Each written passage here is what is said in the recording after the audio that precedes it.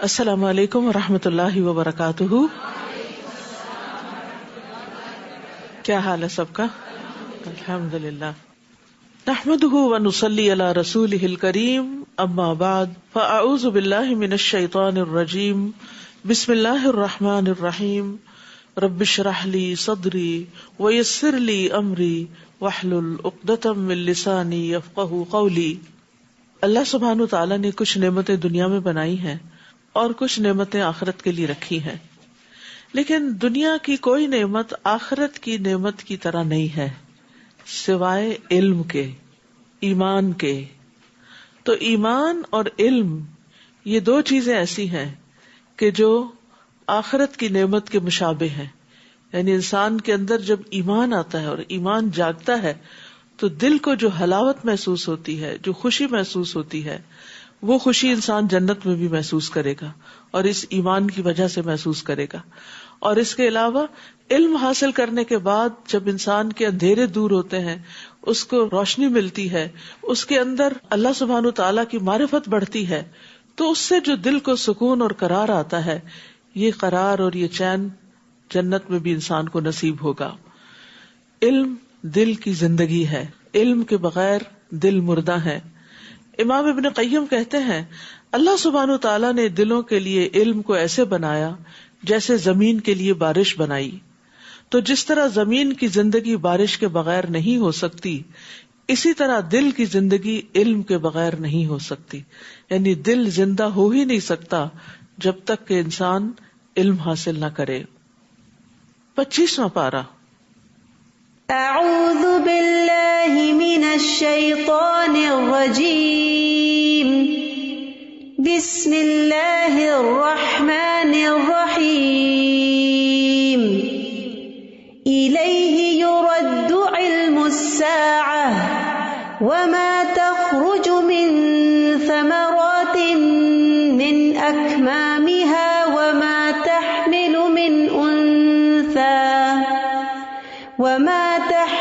من انثى ولا تضع الا بعلمه ويوم يناديهم اين شركائي قالوا آذناك ما منا من شهيد. شروع کرتی ہوں اللہ کے نام سے جو بے انتہا مہربان نہایت رحم فرمانے والا ہے. قیامت کا علم اللہ ہی کی طرف لوٹایا جاتا ہے، اور جو بھی پھل اپنے شگوفے سے نکلتا ہے، یا کوئی مادہ جو حاملہ ہوتی ہے یا بچہ پیدا کرتی ہے، تو یہ سب کچھ اللہ کے علم سے ہوتا ہے. اور جس دن اللہ ان مشرکوں کو پکار کر پوچھے گا کہ کہاں ہے میرے شریک، تو وہ کہیں گے ہم آپ سے عرض کر چکے کہ آج ہم میں سے کوئی ایسی گواہی دینے والا نہیں، اور اس سے پہلے جنہیں وہ پکارا کرتے تھے ان سے گم ہو جائیں گے، اور وہ یقین کر لیں گے کہ اب ان کے لیے کوئی جائے پناہ نہیں ہے. یہاں پر اللہ سبحانہ تعالیٰ کے وسیع علم کا ذکر کیا جا رہا ہے، اور خاص طور پر ان امور کا ذکر کیا جا رہا ہے جن کا علم اللہ تعالیٰ کے ساتھ خاص ہے، جنہیں اس کے سوا کوئی نہیں جانتا. جس میں سب سے پہلے الیہ یرد علم الساعہ، کہ قیامت کا علم اسی کی طرف لوٹایا جاتا ہے. یعنی انبیاء، مرسلین، فرشتے، باقی ساری مخلوق اس بارے میں عاجز ہے اور اپنی بے بسی کا اقرار کرتے ہیں کہ کسی کو بھی یہ علم نہیں کہ قیامت کب آئے گی. اسی طرح جو پھل شگوفوں سے نکلتے ہیں، جن میں تمام درختوں کے پھل ہیں، جو شہروں میں ہوں، جنگلوں میں ہوں، آپ کے گھر میں لگے ہوئے ہوں، تو کسی بھی درخت پر کوئی بھی پھل جب لگتا ہے، آج کل وہ اسپراؤٹ نکل رہے ہیں نا، تو کوئی بھی اس میں سے شگوفہ پھوٹتا ہے اور اس میں سے پھر آگے کوئی پھل نکلتا ہے اور پھر وہ پکتا ہے، تو یہ سب کا سب اللہ کے علم سے ہوتا ہے. اسی طرح کوئی مادہ، کوئی فیمیل حاملہ نہیں ہوتی، چاہے بنی آدم میں سے ہو یا حیوانات میں سے ہو، مگر یہ کہ اللہ تعالیٰ کو پتا ہوتا ہے کہ کون کون کہاں پریگننٹ ہو گیا ہے. اور اسی طرح کوئی بچہ نہیں پیدا ہوتا، لیکن یہ کہ اللہ کے علم میں ہوتا ہے. تو یہاں یہ بات کہنے کا مقصد کیا ہے کہ اللہ تعالیٰ کا علم اتنا وسیع ہے، اس کے مقابلے میں لوگوں نے اللہ کے مد مقابل جو ہستیاں قرار دے رکھی ہیں، جن کو اللہ کا شریک قرار دیتے ہیں، تو وہ سب کیا علم رکھتے ہیں؟ کچھ بھی علم نہیں رکھتے. تو جس کے پاس علم ہی نہیں ہے وہ الہ بننے کا مستحق کیسے ہو سکتا ہے؟ اور قیامت کے دن اللہ سبحانہ تعالیٰ ان کے اس جھوٹ کو ظاہر کرنے کے لیے پکارے گا اور فرمائے گا اَیْنَ شُرَکَائِی، کہاں ہے میرے وہ شریک جن کو تم میرا شریک سمجھتے تھے، ان کی عبادت کرتے تھے، ان کی وجہ سے تم اہل ایمان سے جھگڑے کیا کرتے تھے، رسولوں کو جھٹلاتے تھے، ان سے عداوت رکھتے تھے. تو وہ کیا کہیں گے؟ وہ اس وقت ان سب کا انکار کر دیں گے اور وہ کہیں گے کہ ہم آپ سے کہہ چکے کہ ہم میں سے آج کوئی بھی اس بات کی گواہی نہیں دیتا کہ کوئی بھی اللہ کے سوا اور معبود ہو سکتا ہے. لیکن دنیا میں انسان کس قدر غافل ہے، کس قدر بے خبر ہے کہ وہ اس بات کو سمجھتا نہیں. اور وہاں چونکہ انہیں یہ یقین ہو جائے گا کہ اب اللہ سے بچانے والا کوئی بھی نہیں، کہیں سے کوئی مدد نہیں ملے گی، کوئی جائے پناہ نہیں، تو اس وجہ سے وہ سب کے سب جن کو وہ اپنا کچھ سمجھتے تھے وہ ان سے گم ہو جائیں گے اور وہ یقین کر لیں گے کہ اب وہ بچ نہیں سکتے. تو یہ بات جو کل قیامت کے دن انسان کہیں گے، جس کا اقرار کریں گے، اگر انسان دنیا میں اس بات کو سمجھ جائے، اس نقطے کو سمجھ جائیں کہ اللہ کے سوا کوئی بھی نہ پناہ دے سکتا ہے اور نہ ہی عبادت کے لائق ہے اور نہ ہی ہماری کوئی مشکل آسان کر سکتا ہے اور نہ ہی ہمارے کسی کام آ سکتا ہے. لا يسأم الانسان من دعاء الخیر وان مسه الشر فیئوس قنوط. انسان اپنے لیے بھلائی کی دعا کرنے سے کبھی نہیں اکتاتا، اگر اسے کوئی تکلیف پہنچ جائے تو مایوس اور نہایت نا امید ہو جاتا ہے. تو انسان کا عام طور پر حال کیا ہے کہ اٹھتے بیٹھتے اپنے لیے خیر مانگتا رہتا ہے، اپنے لیے، اپنی اولاد کے لیے، اور بھلائی کی دعا کرنے سے کبھی تھکتا نہیں. یعنی انسان کو جو کچھ بھی مل جائے وہ اس پر قناعت نہیں کرتا، بلکہ وہ کیا چاہتا ہے؟ اس سے آگے اور بھی ملے اور ملے اور ملے. یعنی چاہے مال ہو، چاہے اولاد ہو، چاہے جاہ و منصب ہو، چاہے دنیا کی نعمتیں ہوں. ہم سب اگر غور کریں تو اگر ہمارے 10 سال پہلے اس سے حالات کمزور تھے تو اس وقت بھی ہم مزید مانگتے تھے، اور آج اگر بہتر ہے تو آج بھی اور مانگتے ہیں. تو یہ انسان کی فطرت میں ہے کہ وہ دنیا کی خیر کے حوالے سے کبھی بھی راضی نہیں ہوتا، وہ مزید مانگتا چلا جاتا ہے. نبی صلی اللہ علیہ وسلم نے فرمایا اگر ابن آدم کو ایک وادی سونے کی بھر کے دے دی جائے تو وہ دوسری کا خواہش مند ہو جائے گا کہ ایک اور مل جائے، اور اگر دوسری دے دی جائے تو تیسری کا خواہش مند ہوگا. اور ابن آدم کا پیٹ مٹی کے سوا اور کوئی چیز نہیں بھر سکتی، اور اللہ تعالیٰ اس کی توبہ قبول کرتا ہے جو توبہ کرے. وَلَئِنْ أَذَقْنَاهُ رَحْمَةً مِنَّا مِنْ بَعْدِ ضَرَّاءَ مَسَّتْهُ لَيَقُولَنَّ هَذَا لِي وَمَا أَظُنُّ السَّاعَةَ قَائِمَةً وَلَئِن رُجِعْتُ إِلَى رَبِّي إِنَّ لِي عِندَهُ لَلْحُسْنَى. اور اگر تکلیف پہنچنے کے بعد ہم اسے اپنی رحمت کا مزہ چکھائیں تو کہنے لگتا ہے کہ میں اسی کا مستحق تھا، I deserve it. اور میں نہیں سمجھتا کہ کبھی قیامت بھی آئے گی. یعنی دنیا کی رونقوں میں پھر انسان ایسے غافل اور مدہوش ہوتا ہے کہ اپنے انجام کو بھول جاتا ہے. اور اگر مجھے اپنے رب کے پاس جانا ہی پڑا تو وہاں بھی میرے لیے بھلائی ہی ہوگی، یہ اگر یہاں مل گیا تو وہاں کیوں نہیں ملے گا. ہم ایسے کافروں کو ضرور بتا دیں گے کہ وہ کیا کرتے تھے اور انہیں سخت عذاب کا مزہ چکھائیں گے. تو یہاں انسان کی 2 قبیح صفات کا ذکر کیا جا رہا ہے کہ اگر اسے تکلیف پہنچتی ہے تو مایوس ہونے لگتا ہے، اور اگر انسان کو کوئی نعمت ملتی ہے، خوشحالی پہنچتی ہے تو بھول جاتا ہے کہ انعام کس نے کیا. وہ خود تکبر کرنے لگتا ہے اور کہتا ہے کہ میں اس کا حقدار تھا. اور پھر یہ صفات اللہ تعالیٰ نے ان لوگوں کی بتائی کہ جو قیامت کو جھٹلاتے ہیں. یعنی اللہ کا انکار، آخرت کا انکار انسان کے اندر ایسی بد اخلاقی پیدا کر دیتا ہے. لیکن جو مومن ہوتا ہے وہ ہر حال میں اللہ کی طرف رجوع کرتا ہے اور حالات کی تنگی سے مایوسی کی طرف نہیں جاتا. وَإِذَا أَنْعَمْنَا عَلَى الْإِنسَانِ أَعْرَضَ وَنَأَىٰ بِجَانِبِهِ وَإِذَا مَسَّهُ الشَّرُّ فَذُو دُعَاءٍ عَرِيضٍ. اور جب ہم انسان پر انعام کرتے ہیں تو منہ موڑ لیتا ہے اور پہلو پھیر کے چل دیتا ہے. یعنی پھر وہ اپنی دولت کو، دنیا کی خوشحالی اور نعمتوں کو انجوائے کرنے کی طرف چل پڑتا ہے اور ان میں مصروف ہو جاتا ہے. اور جب کوئی تکلیف پہنچتی ہے تو لمبی چوڑی دعائیں مانگنے لگتا ہے. اور یہ ہم سب کا ہی حال ہے کسی نہ کسی درجے میں کہ تکلیف کے وقت جس طرح ہم اللہ تعالیٰ کو پکارتے ہیں اس طرح خوشحالی میں نہیں پکارتے.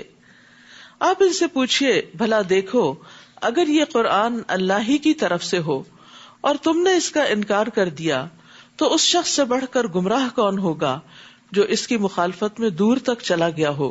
کیونکہ قرآن تو کتاب ہدایت ہے، اور اگر کوئی شخص اس کو ہی نہیں مانتا تو پھر اس کا حال کیا ہوگا؟ وہ گمراہی میں ہی بھٹکتا پھرے گا اور وہاں تک گمراہی میں جائے گا کہ جہاں سے واپسی کا کوئی راستہ نہ ہوگا اور کسی اور ذریعے سے اس کو ہدایت نہیں ملے گی. یہ ایسا ہی ہے کہ اگر کسی انسان کو پیاس لگے اور پانی کا جو چشمہ اس کے سامنے ہے اس کو چھوڑ کر آگے نکل جائے اور آگے کہیں پانی نہ ہو تو پھر وہ پیاس سے مرے گا نہیں تو کیا ہوگا؟ سنریہم آیاتنا فی الآفاق وفی انفسہم، ان قریب ہم انہیں کائنات میں بھی اپنی نشانیاں دکھائیں گے اور ان کے اپنے اندر بھی، یہاں تک کہ ان پر واضح ہو جائے گا کہ یہ قرآن حق ہے. کیا یہ بات کافی نہیں کہ آپ کا رب ہر چیز پر گواہ ہے؟ یعنی اللہ سبحانہ تعالیٰ اپنی وحدانیت کی علامتیں، نشانیاں کائنات میں یعنی آسمانوں کے کناروں پر بھی اور خود انسان کے اپنے وجود کے اندر بھی دکھائے گا کہ یہ سب کچھ خود سے خود نہیں بنا، اس کا بنانے والا کوئی ہے اور وہ رب کریم کی ذات ہے. سن لو یہ لوگ اپنے رب کی ملاقات سے شک میں پڑے ہوئے ہیں، اور یہ بھی سن لو کہ اللہ ہر چیز کا احاطہ کیے ہوئے ہے. یہ جو بات ہے کہ اپنے رب کی ملاقات سے شک میں پڑے ہوئے ہیں، ہم سب بھی اپنے آپ سے پوچھیں کہ ہمیں یقین ہے کہ ایک دن اللہ کے سامنے جا کھڑے ہونا ہے، اور کیا ہم اس کے لیے دعائیں بھی کرتے ہیں کہ یا اللہ وہ ملاقات بہت خوشگوار ہو.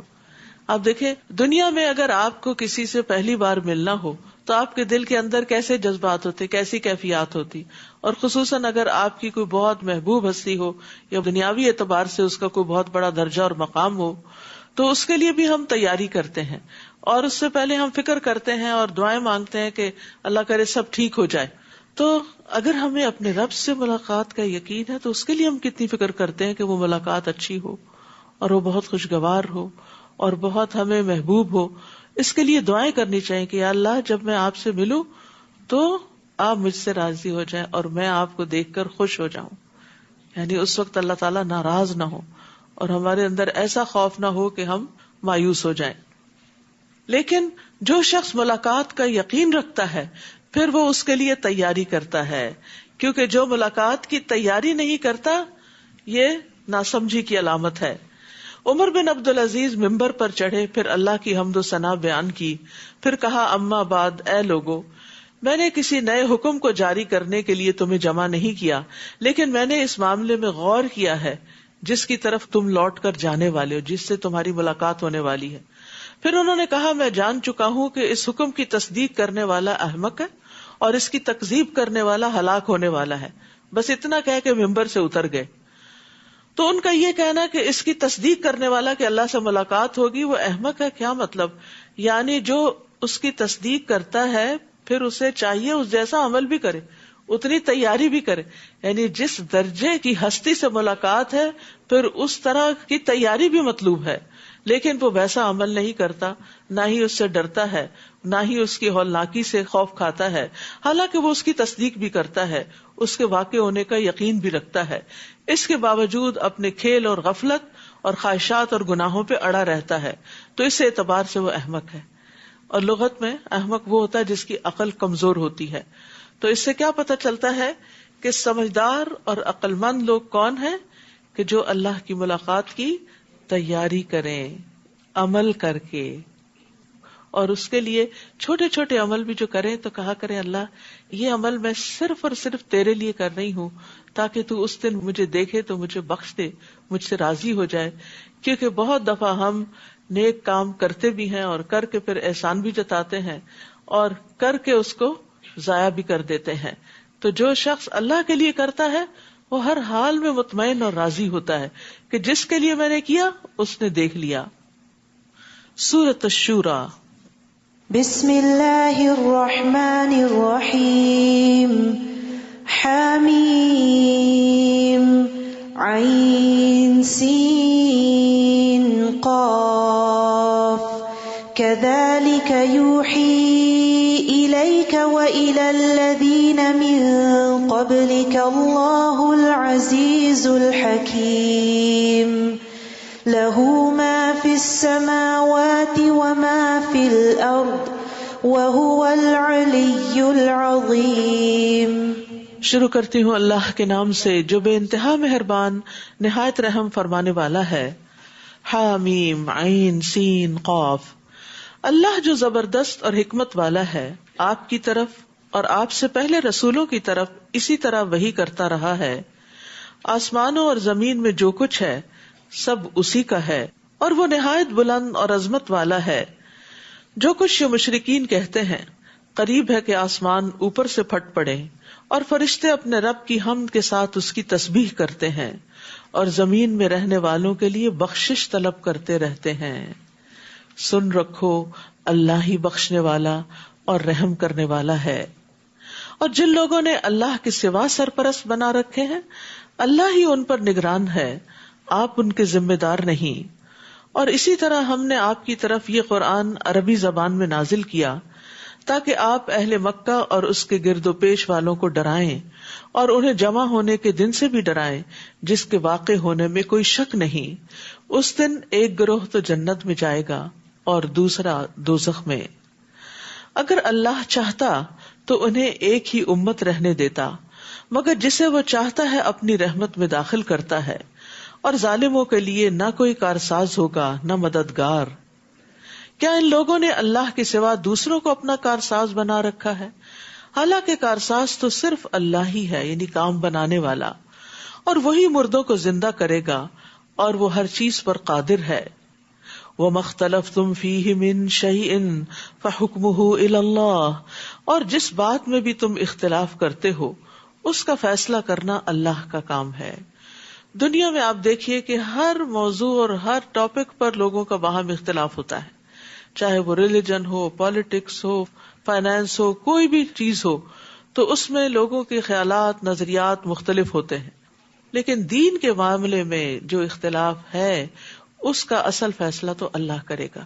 اس لیے ہمیشہ انسان کے اندر یہ حرص ہونی چاہیے کہ میں صحیح دلیل کو اپنا لوں، کسی قسم کی انا پرستی کا شکار نہ ہوں، کسی طرح کی اپنی خواہش نفس کا شکار نہ ہوں، چونکہ یہ بات میری مرضی کے خلاف جاتی اس لیے اس کو چھوڑ کے کوئی اور رستہ نکالو۔ اصل فیصلہ اللہ کرے گا کہ صحیح کیا تھا اور کیا نہیں۔ وہی اللہ میرا رب ہے، میں اسی پر بھروسہ کر چکا اور اسی کی طرف رجوع کرتا ہوں، جو آسمانوں اور زمین کو پیدا کرنے والا ہے، جس نے تمہارے لیے تمہاری اپنی جنس سے بھی جوڑے بنا دیے اور چوپایوں کے بھی اسی طرح۔ وہ تمہیں زمین میں پھیلاتا ہے، کوئی چیز اس جیسی نہیں۔ لیس کمثلہ شیء وہو السمیع البصیر، اور وہ سب کچھ سننے والا اور دیکھنے والا ہے۔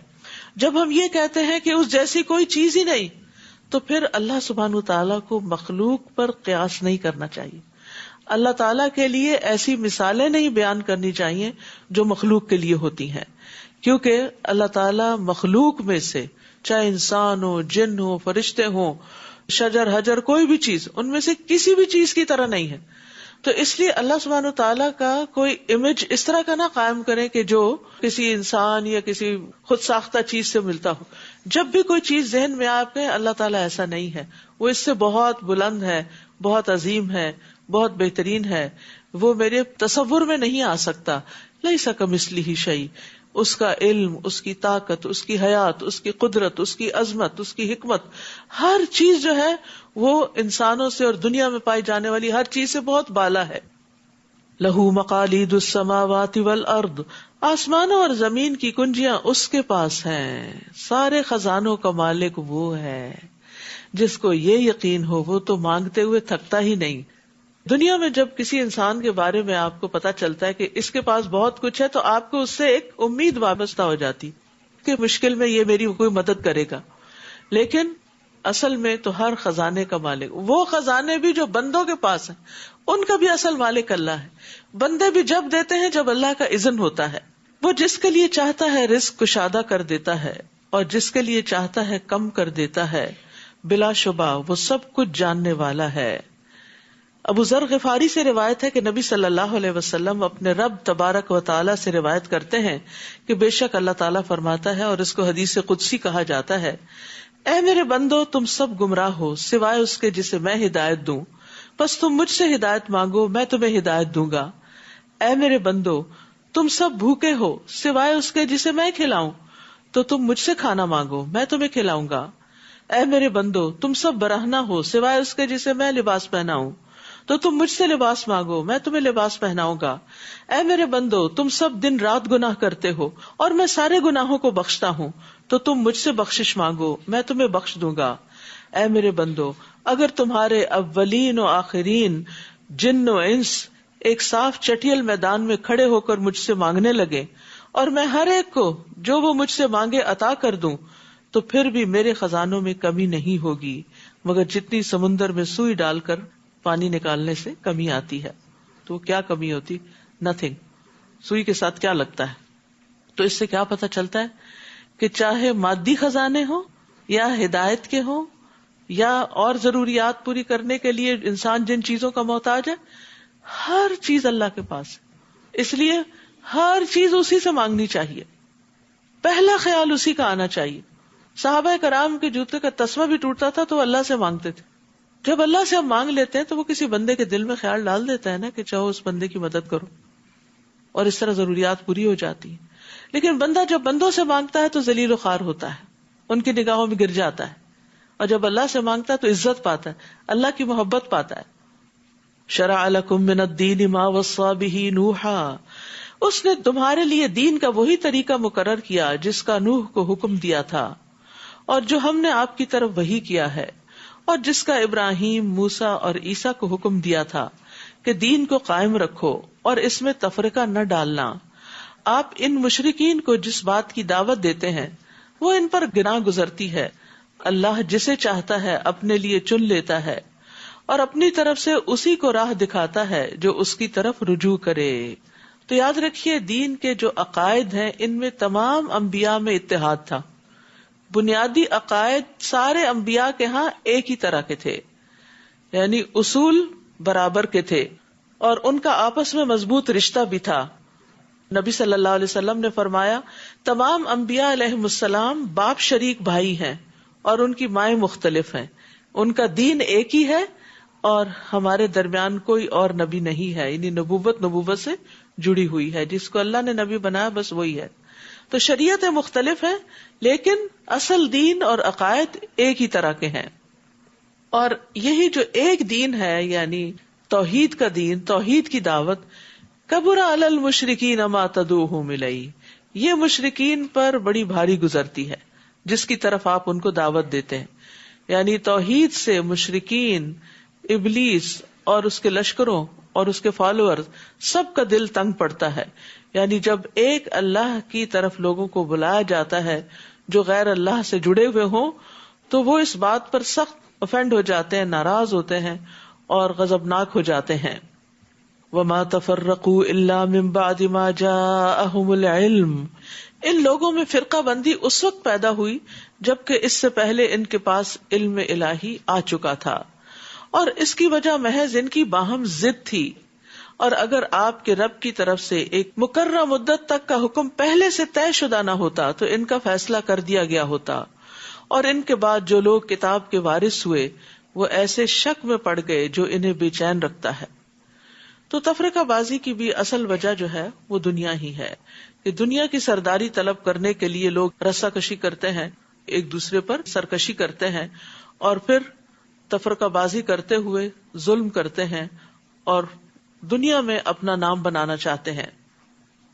فَلِذَلِكَ فَادْعُ وَاسْتَقِمْ كَمَا أُمِرْتَ، لہٰذا آپ اسی دین کی دعوت دیجیے جو آپ کو حکم دیا گیا ہے، اور اس پہ ڈٹ جائیے اور ان کی خواہشات پر نہ چلیے، اور کہہ دیجیے کہ میں اس کتاب پر ایمان لایا جو اللہ نے نازل کی ہے، اور مجھے حکم دیا گیا ہے کہ میں تمہارے درمیان انصاف کروں۔ اللہ ہی ہمارا رب ہے اور تمہارا بھی، ہمارے لیے ہمارے اعمال اور تمہارے لیے تمہارے اعمال، ہمارے اور تمہارے درمیان کوئی جھگڑا نہیں۔ اللہ ہم سب کو قیامت کے دن جمع کر دے گا اور اسی کی طرف سب کو لوٹ کر جانا ہے۔ تو اہم بات یہ ہے کہ انسان ایمان لانے کے بعد اس پر قائم رہے، ڈٹ جائے اور مشکلات سے نہ گھبرائے۔ سفیان ثقفی سے مروی ہے کہ ایک شخص نے عرض کیا، یا رسول اللہ، مجھے اسلام کے حوالے سے کوئی ایسی بات بتا دیجئے کہ مجھے آپ کے بعد پھر کسی سے کچھ پوچھنے کی ضرورت نہ رہے۔ آپ نے فرمایا، پہلے اقرار کرو کہ میں اللہ پر ایمان لایا، پھر اس پر ہمیشہ ثابت قدم رہو۔ اس نے عرض کیا، میں کس چیز سے بچوں؟ آپ نے اپنی زبان کی طرف اشارہ کیا کہ زبان کو روک کے رکھو۔ تو بہرحال ایمان لانے کے بعد اہم ترین چیز کیا ہے کہ پھر اس کو مینٹین کیا جائے، اس پہ قائم رہا جائے۔ مشکلات کی وجہ سے، لوگوں کی تنقید کی وجہ سے گھبرا کر انسان پیچھے نہ ہٹے۔ ویسے بھی استقامت، ثابت قدمی اور کمٹمنٹ نبھانا یہ بہت اعلیٰ اخلاق میں سے ہے۔ رسول اللہ صلی اللہ علیہ وسلم فرمایا، ثابت قدم رہو اور اپنا اخلاق اچھا کرو۔ یعنی یہ دو چیزیں جو ہے یہ انسان کو فائدہ دیتی ہیں۔ نیکی کے کام کا ارادہ کیا، پھر اس کو کر گزرو۔ یہ نہیں ہوتا کہ آپ نیکی کرنے چلیں اور آپ کے راستے میں کوئی مشکل نہ آئے۔ آزمائش تو ضرور ہوگی، کسی نہ کسی طرف سے امتحان تو ضرور آئے گا۔ اور یہ امتحان کیوں آتا ہے؟ یہ اصل میں دیکھنے کے لیے آتا ہے اس بات کو کہ آپ کتنے سچے ہیں اپنے اس نیکی کے کام میں۔ کیا آپ واقعی اللہ سبحانہ و تعالیٰ کے لیے کر رہے ہیں، یا پھر آپ دکھاوے کی کر رہے ہیں، یا لوگوں کی نظر میں آنے کے لیے، یا کوئی اپنی شان بڑھانے کے لیے؟ کیونکہ جو شخص اللہ کے لیے کام کرتا ہے اس کی راہ میں کوئی چیز پھر حائل نہیں ہوتی، وہ چلتا چلا جاتا ہے اور اس راستے پر مرتے دم تک قائم رہتا ہے۔ اور جو دنیا کے کسی بھی مفاد کے لیے کام کرتا ہے، جب وہ دیکھتا ہے کہ مجھے وہ مفاد حاصل نہیں ہو رہا، تو انسان پھر اس کام کو چھوڑ بھی دیتا ہے۔ جیسے دنیا میں آپ کوئی بزنس کرتے ہیں، وہ کامیاب نہ ہو تو آپ اسے چھوڑ کے کوئی اور شروع کر دیتے ہیں۔ تو ایسے ہی کچھ لوگ دین کا نام اس لیے لیتے ہیں کہ وہ بظاہر یہ شو کرتے ہیں کہ اللہ کے لیے کر رہے ہیں سب کچھ، لیکن مطلوب کچھ اور ہوتا ہے، اور جب وہ مطلب پورا نہیں ہوتا تو اس کام کو ہی چھوڑ دیتے ہیں۔ والذین یحاجون فی اللہ من بعد ما استجیب له حجتهم ضاہدۃ عند ربهم وعلیہم غضب ولہم عذاب شدید۔ اور جو لوگ اللہ کی ہستی کو تسلیم کر لیے جانے کے بعد اس کے بارے میں جھگڑا کرتے ہیں، ان کی حجت ان کے رب کے ہاں باطل ہے، ان پر اللہ کا غضب ہے اور ان کے لیے سخت عذاب ہے۔ اللہ ہی ہے جس نے حق کے ساتھ کتاب اور میزان نازل کی ہے، اور آپ کو کیا معلوم کہ شاید قیامت قریب ہی ہو۔ یعنی یہاں پر کتاب، میزان اور قیامت، ان تین چیزوں کا ذکر کیا گیا ہے، کیونکہ قیامت جو ہے وہ بدلے کا دن ہے، حساب کا دن ہے۔ تو اس سے پہلے انسان کو میزان یعنی انصاف سے کام لینا چاہیے، اور اس کے لیے انسان کو کتاب کا سہارا لینا چاہیے کہ کتاب پڑھنی چاہیے تاکہ وہ اس کو سیدھے راستے پر قائم رکھے۔ تو مراد اس سے یہ ہے کہ یہ سب کچھ اس لیے اللہ نے بھیجا، کتاب، میزان اور آخرت کا کانسیپٹ، تاکہ انسان کے اعمال درست ہوں اور پھر ان کا محاسبہ بھی کیا جائے۔ جو لوگ اس قیامت پر ایمان نہیں رکھتے وہ تو اس کے لیے جلدی میں چاہتے ہیں کہ نہ سمجھ جو ہے، اور جو ایمان لاتے ہیں وہ اس سے ڈرتے ہیں کہ اللہ قیامت آئے گی تو کیا ہوگا۔ اب جیسے مومن کا جو موت سے ڈر ہوتا ہے نا، وہ مختلف ہوتا ہے۔ وہ کس بات سے ڈرتا ہے؟ ابھی میں نے کچھ کیا نہیں، پتہ نہیں میرے ساتھ کیا ہوگا۔ وَيَعْلَمُونَ أَنَّهَا الْحَقُّ، اور وہ جانتے ہیں کہ وہ ایک حقیقت ہے۔ الا، خبردار، یاد رکھو، جو لوگ قیامت کے بارے میں بحثیں کرتے ہیں وہ گمراہی میں دور تک چلے گئے ہیں، ورنہ تھوڑی سی عقل رکھنے والا بھی انسان قیامت کو ماننے میں دیر نہیں لگاتا۔ ایک بالکل ایک لاجیکل سی بات ہے کہ اس دنیا میں انسان کے اعمال کا بدلہ مل ہی نہیں سکتا، چاہے اچھے کرے یا برے کرے۔ مثلا ایک شخص ایک کتاب لکھتا ہے اور وہ کتاب وہ بس $20,000 میں سیل کر دیتا ہے، لیکن اس سے جو لوگ پڑھ کے فائدہ اٹھاتے ہیں وہ ان میں سے ہر ایک مثلا 20,000 کما لیتا ہے۔ تو اب کتاب اس نے لکھی ہے اور اس کو تو ملے صرف 20,000، اور آگے اتنے بے شمار لوگ 20,000 کما رہے ہیں، تو اس کو تو پورا حق نہ ملا۔ تو یہ حق کہاں سے مل سکتا ہے؟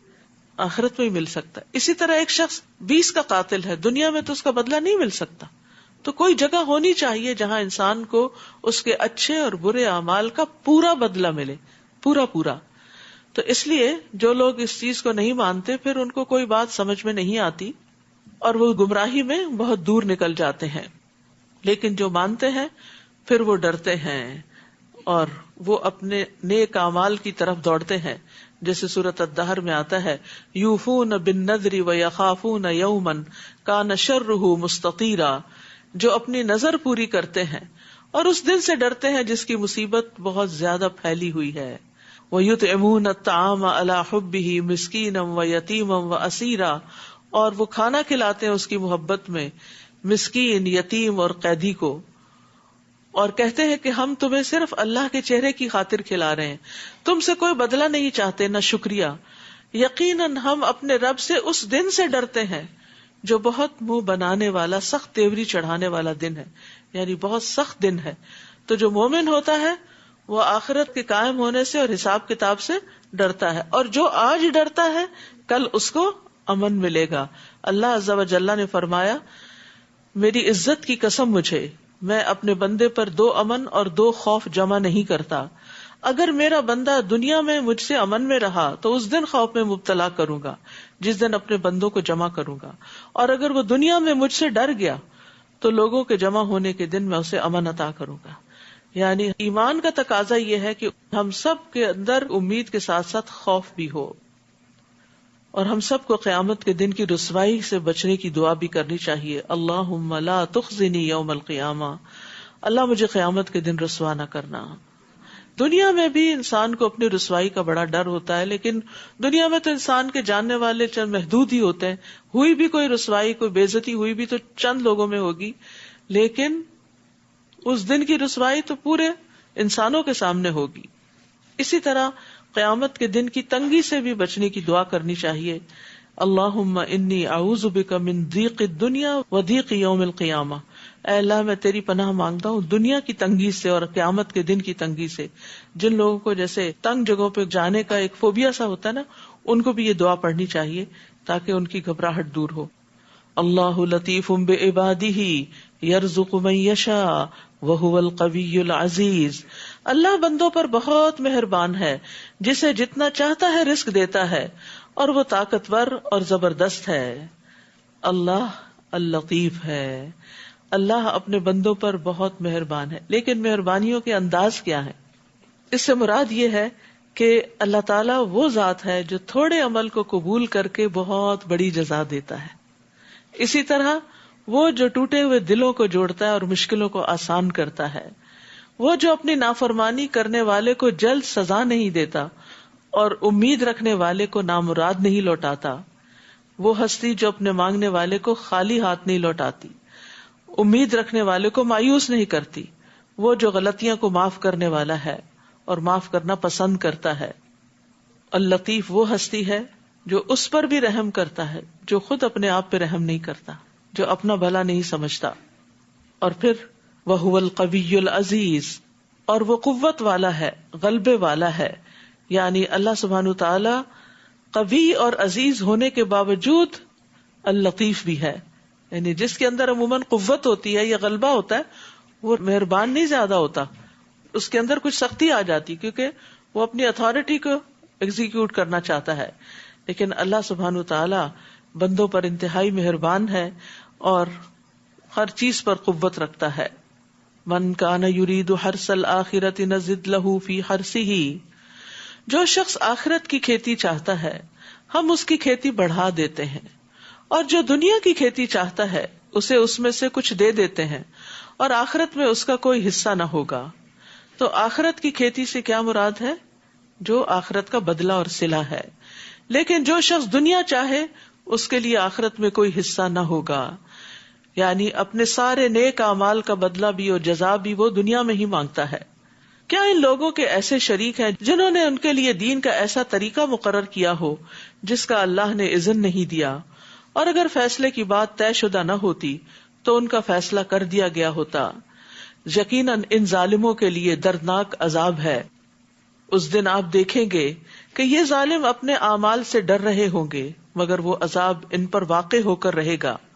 اور جو لوگ ایمان لائے اور نیک اعمال کیے وہ جنت کے باغوں میں ہوں گے، اپنے رب کے ہاں جو چاہیں گے انہیں ملے گا، یہی بہت بڑا فضل ہے۔ کتنی بڑی خوشخبری ہے۔ ذالک الذی یبشر اللہ عبادہ، یہ وہی فضل ہے جس کی اللہ اپنے بندوں کو بشارت دیتا ہے. کون بندے؟ الذین آمنوا وعملوا الصالحات، جو ایمان لائے اور نیک عمل کرتے ہیں. تو ہمیں فکر ہونی چاہیے نیک اعمال کے کرنے کی، اور جو نیک عمل پتہ چلتا جائے اس پر عمل کرتے چلے جائیں. آپ ان سے کہیے کہ میں اس کام پر تم سے کوئی اجر نہیں مانگتا، البتہ قرابت کی محبت ضرور چاہتا ہوں. اور جو کوئی نیکی کمائے گا ہم اس کے لیے اس میں خوبی کا اضافہ کر دیں گے. بلا شبہ اللہ معاف کرنے والا اور قدردان ہے. یہاں پر جو بات کی گئی ہے نا کہ میں تم سے اس کام پر کوئی اجر نہیں مانگتا بلکہ قرابت کی محبت ضرور چاہتا ہوں، اس کا مطلب یہ ہے کہ نبی صلی اللہ علیہ وسلم کی قریش کے ہر قبیلے کے ساتھ کوئی نہ کوئی رشتہ داری تھی، تو ان کے ہاں صلہ رحمی کا کانسیپٹ بھی بہت تھا. وہ اپنے کنبے قبیلے والوں کا خیال بھی بہت رکھتے تھے. تو نبی صلی اللہ علیہ وسلم ان کو سمجھا رہے ہیں کہ اگر تم ویسے مجھ سے اتفاق نہیں کرتے تو کم از کم اپنی رشتہ داری کا ہی لحاظ رکھو اور مجھے تکلیف نہ دو اور پریشان نہ کرو. ام یقولون افترا علی اللہ کذبا، کیا وہ یہ کہتے ہیں کہ اس نے اللہ پر جھوٹ باندھا ہے؟ بس اگر وہ چاہتا تو آپ کے دل پہ مہر کر دیتا، اور اللہ تو باطل کو مٹاتا اور اپنے کلمات سے حق کو حق ثابت کرتا ہے. بلا شبہ وہ دلوں کے راز تک جانتا ہے. وَهُوَ الَّذِي يَقْبَلُ التَّوْبَةَ عَنْ عِبَادِهِ وَيَعْفُو عَنِ السَّيِّئَاتِ وَيَعْلَمُ مَا تَفْعَلُونَ، اور وہی تو ہے جو اپنے بندوں کی توبہ قبول کرتا ہے اور ان کی برائیوں کو معاف کر دیتا ہے، اور جو کچھ تم کرتے ہو وہ اسے جانتا ہے. تو یہاں اللہ سبحانہ تعالیٰ کی ایک اور خوبصورت صفت بیان کی گئی ہے کہ وہ اپنے بندوں پر نرمی اور مہربانی کرنے والا ہے، ان کی غلطیوں کو معاف کر دیتا ہے. واللہ یعدکم مغفرۃ منہ وفضلا، اور اللہ اپنی طرف سے بڑی بخشش اور فضل کا وعدہ کرتا ہے. واللہ واسع علیم، اور اللہ وسعت والا سب کچھ جاننے والا ہے. اللہ اپنے بندوں کی توبہ سے خوش ہوتا ہے اور بار بار گناہوں کے باوجود اللہ تعالیٰ معاف کر دیتا ہے، اور پھر یہاں تک کہ اللہ تعالیٰ برائیوں سے درگزر کر کے ان کو نیکیوں میں بدل دیتا ہے. اتنا مہربان اور کون ہوگا. اور اس سلسلے میں ایک بڑی خوبصورت روایت ملتی ہے. ابو طویل کہتے ہیں کہ وہ نبی صلی اللہ علیہ وسلم کے پاس آئے اور کہا، ایسے آدمی کے بارے میں آپ کا کیا خیال ہے جس نے سارے گناہوں کا ارتکاب کیا ہو، کوئی گناہ چھوڑا ہی نہ ہو، اور اس سلسلے میں اس نے اپنی چھوٹی بڑی ہر خواہش پوری کر لی ہو، کیا اس کے لیے بھی کوئی توبہ ہے؟ آپ نے فرمایا، کیا تم مسلمان ہو گئے ہو؟ اس نے کہا، اشہد ان لا الہ الا اللہ وانک رسول اللہ. آپ نے فرمایا، تم عمل صالح کرتے رہو اور برائیوں کو چھوڑ دو، اللہ تمہارے سارے گناہوں کو نیکیوں میں بدل دے گا. یعنی اسلام سے پہلے جو تم نے گناہ کیے تھے وہ بھی نیکیاں بن جائیں گے. اس نے کہا، میرے سارے دھوکے اور بدکاریاں بھی؟ پشیمان تھا نا، یہی ندامت ہوتی ہے، اور اس بات کو ایکسپٹ کرنا کہ میں غلط کر رہا تھا. آپ نے فرمایا ہاں. پھر اس شخص نے اللہ اکبر کہا، اور جب تک وہ نظروں سے اوجھل نہ ہو گیا مسلسل تکبیر پڑھتا رہا کہ اللہ بہت بڑا ہے. تو بات یہ ہے کہ اللہ یہ دیکھتا ہے کہ آپ کی توبہ سچی کتنی ہے اور آپ اپنے گناہوں پہ شرمندہ کتنے ہیں. کیونکہ دو طرح کی توبہ ہوتی ہے نا، ایک سچے لوگوں کی توبہ ہوتی ہے اور ایک جھوٹے لوگوں کی ہوتی ہے. سچی توبہ یہ ہوتی ہے کہ انسان پھر ان گناہوں سے نفرت کرتا، ان کی طرف پلٹ کے نہیں جاتا اور جانا بھی نہیں چاہتا، اور یہ کہتا ہے میں نے غلط کیا. ان گناہوں پہ اس کو ندامت ہوتی ہے، وہ روتا ہے. اور جھوٹی توبہ کیا ہے کہ جب کوئی کہے توبہ کر لو تو انسان زبان ہلا دے کہ توبہ میری توبہ، اور اگلے ہی لمحے پھر کوئی غلط بات کر دے. ادھر سے توبہ کرے اور ادھر سے جھوٹ بولے، ادھر سے توبہ کرے اور ادھر سے غیبت کرے. تو یہ جھوٹے لوگوں کی توبہ ہوتی ہے. تو اس لیے کہیں دھوکہ نہ کھائیں کہ جھوٹی توبہ سے بھی یہی ملے گا جو اس شخص کی سچی توبہ سے اس کو خوشخبری ملی. اور جو لوگ ایمان لائیں اور نیک عمل کریں ان کی دعا قبول کرتا ہے. سبحان اللہ. دعاؤں کی قبولیت کے لیے نیک عمل ضروری ہے، اور اپنے فضل سے انہیں زیادہ بھی دیتا ہے. اور جو کافر ہیں ان کے لیے سخت عذاب ہے. اسی لیے آپ دیکھیں کہ جتنے بھی نیک کام ہیں، جیسے فرائض کی ادائیگی ہے، مثلا فرض نماز ہے، اس کے بعد دعا کریں 10 دفعہ سبحان اللہ، 10 دفعہ الحمدللہ، 10 دفعہ اللہ اکبر کہہ کے جو دعا مانگے وہ قبول ہوتی. تو آپ نے نماز کا فرض بھی ادا کیا اور ساتھ تسبیح پڑھی، آپ کی دعا قبول ہوئی. قرآن مجید پڑھنے کے بعد دعا قبول ہوتی، صدقہ خیرات کرنے کے بعد دعا قبول ہوتی ہے. تو یہاں بھی آپ دیکھیے کہ جو لوگ ایمان لائیں اور نیک عمل کریں اللہ ان کی دعا قبول کرتا ہے. تو اس میں وہ واقعہ بھی یاد کریں جو بنی اسرائیل کے 3 لوگ تھے جو ایک غار میں پھنس گئے تھے، تو انہوں نے پھر کیا کیا تھا نکلنے کے لیے؟ ان کا بس نہیں چلتا تھا کہ وہ چٹان ہٹا دیں، وہ ان کے بیونڈ طاقت تھی، تو ان میں سے ہر ایک نے اپنا اپنا نیک عمل یاد کر کے اس کا واسطہ دیا، وسیلہ بنایا اس کو کہ یا اللہ اگر یہ عمل آپ کو پسند تھا تو اس کے صلے میں ہمیں یہاں سے نجات دے دے، اور وہ چٹان ہٹ گئی اور وہ باہر نکل آئے۔ تو اس لیے یہ بھی اصول یاد رکھنے کا ہے، اور جب کبھی کوئی دعا کوئی بات پوری نہ ہو تو کثرت سے استغفار کریں، درود شریف پڑھیں، دعائیں کرتے رہیں، اللہ تعالیٰ ضرور سننے والا ہے، بس مایوس نہ ہو۔ اور قبولیت یا تو فوراً ہو جاتی یا آخرت کے لیے رکھ دی جاتی یا اس سے بہتر کوئی چیز دے دی جاتی۔ ہم مانگ کچھ رہے ہوتے ہیں، ہمیں کچھ اور مل جاتا ہے جو ہمیں اس سے بھی زیادہ بہتر کام آنے والا ہوتا ہے۔ اور پھر یہاں یہ بھی خوشخبری دی گئی کہ اپنے فضل سے اور زیادہ بھی دیتا ہے، یعنی اللہ بندے کو صرف اتنا نہیں دیتا جتنی وہ دعا مانگ رہا ہوتا ہے، وہ تو اس سے بھی زیادہ دیتا۔ آپ دیکھیے ہمارے پاس آج تک جو کچھ ہے یا جو کچھ ہم استعمال کر چکے ہیں، یہ سب کچھ ہم نے مانگا تھا؟ زیادہ تر تو وہ ہے جو بن مانگے ملا ہے۔ تو اللہ تو بن مانگے بھی دیتا ہے اور یہ اس کا فضل ہوتا ہے، لیکن اللہ تعالیٰ ایک لمٹ تک ہی سب کو دیتا ہے۔ کیوں؟ اس کی وجہ آگے بتا دی گئی۔ اور اگر اللہ اپنے سب بندوں کو وافر رزق عطا کر دیتا تو وہ زمین میں سرکشی کرتے، یعنی بعض اوقات ہم بہت بڑا کچھ مانگ رہے ہوتے ہیں، اللہ تعالیٰ ہمیں نہیں دیتا کیونکہ ہم وہ سنبھال نہیں سکتے یا اس کو پا کے ہماری عاقبت خراب ہو سکتی، تو اللہ فضل فرماتا ہے نا، اس لیے روک دیتا ہے ہم سے، مگر وہ ایک اندازے سے جتنا رزق چاہتا ہے نازل کرتا ہے، اس کا اپنا ایک اندازہ ہوتا ہے۔ یقیناً وہ اپنے بندوں سے باخبر ہے، انہیں دیکھ رہا ہے۔ تو رزق تنگ ہو یا کشادہ، یہ اللہ کی حکمت پر مبنی ہوتا ہے، یعنی اللہ بندے کی حالت کو جانتا ہے کہ اگر اس پہ رزق فراخ کر دیا میں نے تو یہ کس خرابی میں مبتلا ہو جائے گا۔ اور اسی طرح بعض اوقات بندے کی اصلاح کے لیے، اس کو ڈسپلن کرنے کے لیے اس سے دنیا کو لپیٹ دیتا ہے۔ تو رزق کی تنگی نہ ذلت کا سبب ہے اور نہ رزق کی فراخی فضیلت کا سبب ہے۔ فضیلت کا سبب تو تقویٰ ہے کہ کون اللہ سے کتنا ڈرتا ہے، کون گناہوں سے کتنا بچتا ہے۔ اور وہی تو ہے جو لوگوں کے مایوس ہو جانے کے بعد بارش برساتا ہے اور اپنی رحمت عام کر دیتا ہے، اور وہی کارساز ہے، حمد کے لائق ہے۔ اور اس کی نشانیوں میں ایک نشانی اس کا آسمانوں، زمین اور ان جانداروں کا پیدا کرنا ہے جو اس نے ان میں پھیلا دیے ہیں، اور وہی جب چاہے انہیں اکٹھا کر لینے پر بھی قادر ہے۔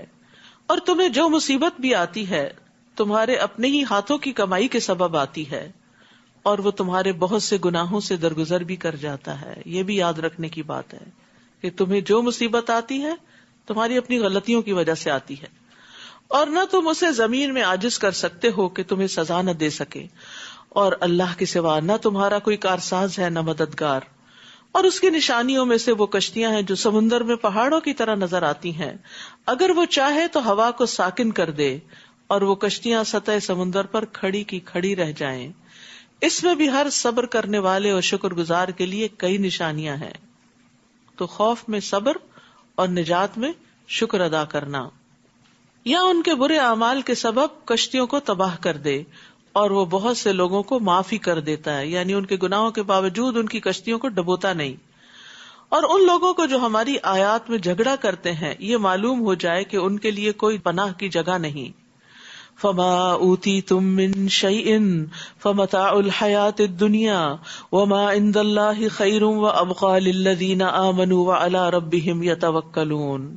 تمہیں جو کچھ بھی دیا گیا ہے وہ دنیا کی زندگی کا سر و سامان ہے، اور جو کچھ اللہ کے ہاں ہے وہ بہتر اور باقی رہنے والا ہے۔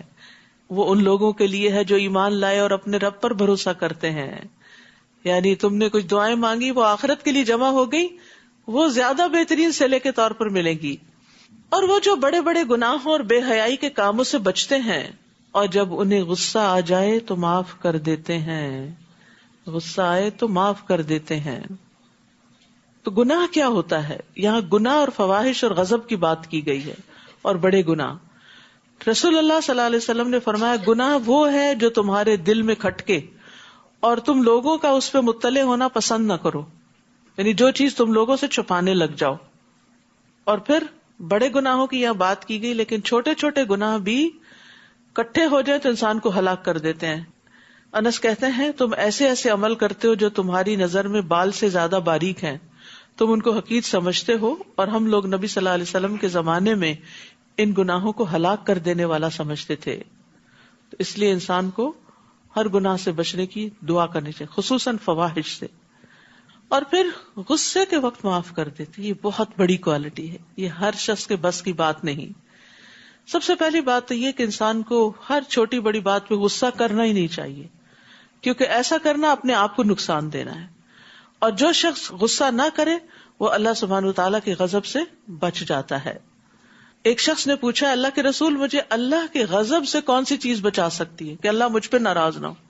آپ نے فرمایا تم غصہ نہ کرو، تم دوسروں پہ غصہ نہ کرو، اللہ تعالیٰ تم پہ غصہ نہیں کریں گے. اور یاد رکھیے غصہ سارے شر جمع کر دیتا ہے. ایک شخص نے عرض کیا اللہ کے رسول مجھے کوئی نصیحت کیجیے. آپ نے فرمایا غصہ نہ کیا کرو. وہ شخص کہتا ہے کہ میں نے آپ کے فرمان پہ غور کیا تو جان لیا کہ غصہ ہر قسم کے شر کو جمع کرتا ہے. یعنی جب غصہ آتا ہے تو بدگمانی بھی ہوتی ہے، انسان برا بھلا بھی دوسروں کو کہتا ہے، ناراض بھی ہوتا ہے، لڑائی ڈال دیتا ہے، جھگڑے فساد اور بعض اوقات قتل و غارت تک بھی نوبت غصے کی وجہ سے پہنچتی ہے. والذین استجابوا لربہم واقاموا الصلاۃ، وہ جو اپنے رب کا حکم مانتے ہیں اور نماز قائم کرتے ہیں اور ان کے کام باہمی مشورے سے طے پاتے ہیں اور جو رزق ہم نے انہیں دیا ہے اس میں سے خرچ کرتے ہیں. تو یہاں پر مشورے کی اہمیت پتہ چلتی ہے کہ اللہ سبحانہ وتعالیٰ اہل ایمان کی صفات میں سے ایک صفت یہ بتاتے ہیں کہ وہ باہم مشورہ کرتے ہیں. مشورہ جو ہے وہ انسان کو بہتری کی طرف لے جاتا ہے. حسن کہتے ہیں اللہ کی قسم جب کسی قوم نے مشورے کا طریقہ اختیار کیا تو جو کچھ ان کے پاس موجود ہے اس میں سے سب سے بہتر چیز کی طرف ان کی رہنمائی کی گئی، اور پھر انہوں نے اسی آیت کی تلاوت کی.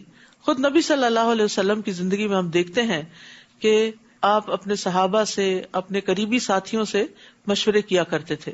ابن عمر کہتے ہیں کہ مسلمان جب مدینہ آئے تو نماز کے لیے نماز کے وقت کا اندازہ کر کے جمع ہوتے تھے، یعنی سورج کے ڈھلنے وغیرہ کو دیکھ کے.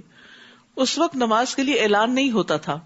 تو ایک دن مسلمانوں نے اس بارے میں گفتگو کی کہ کچھ سوچنا چاہیے کہ اعلان ہو نماز کا.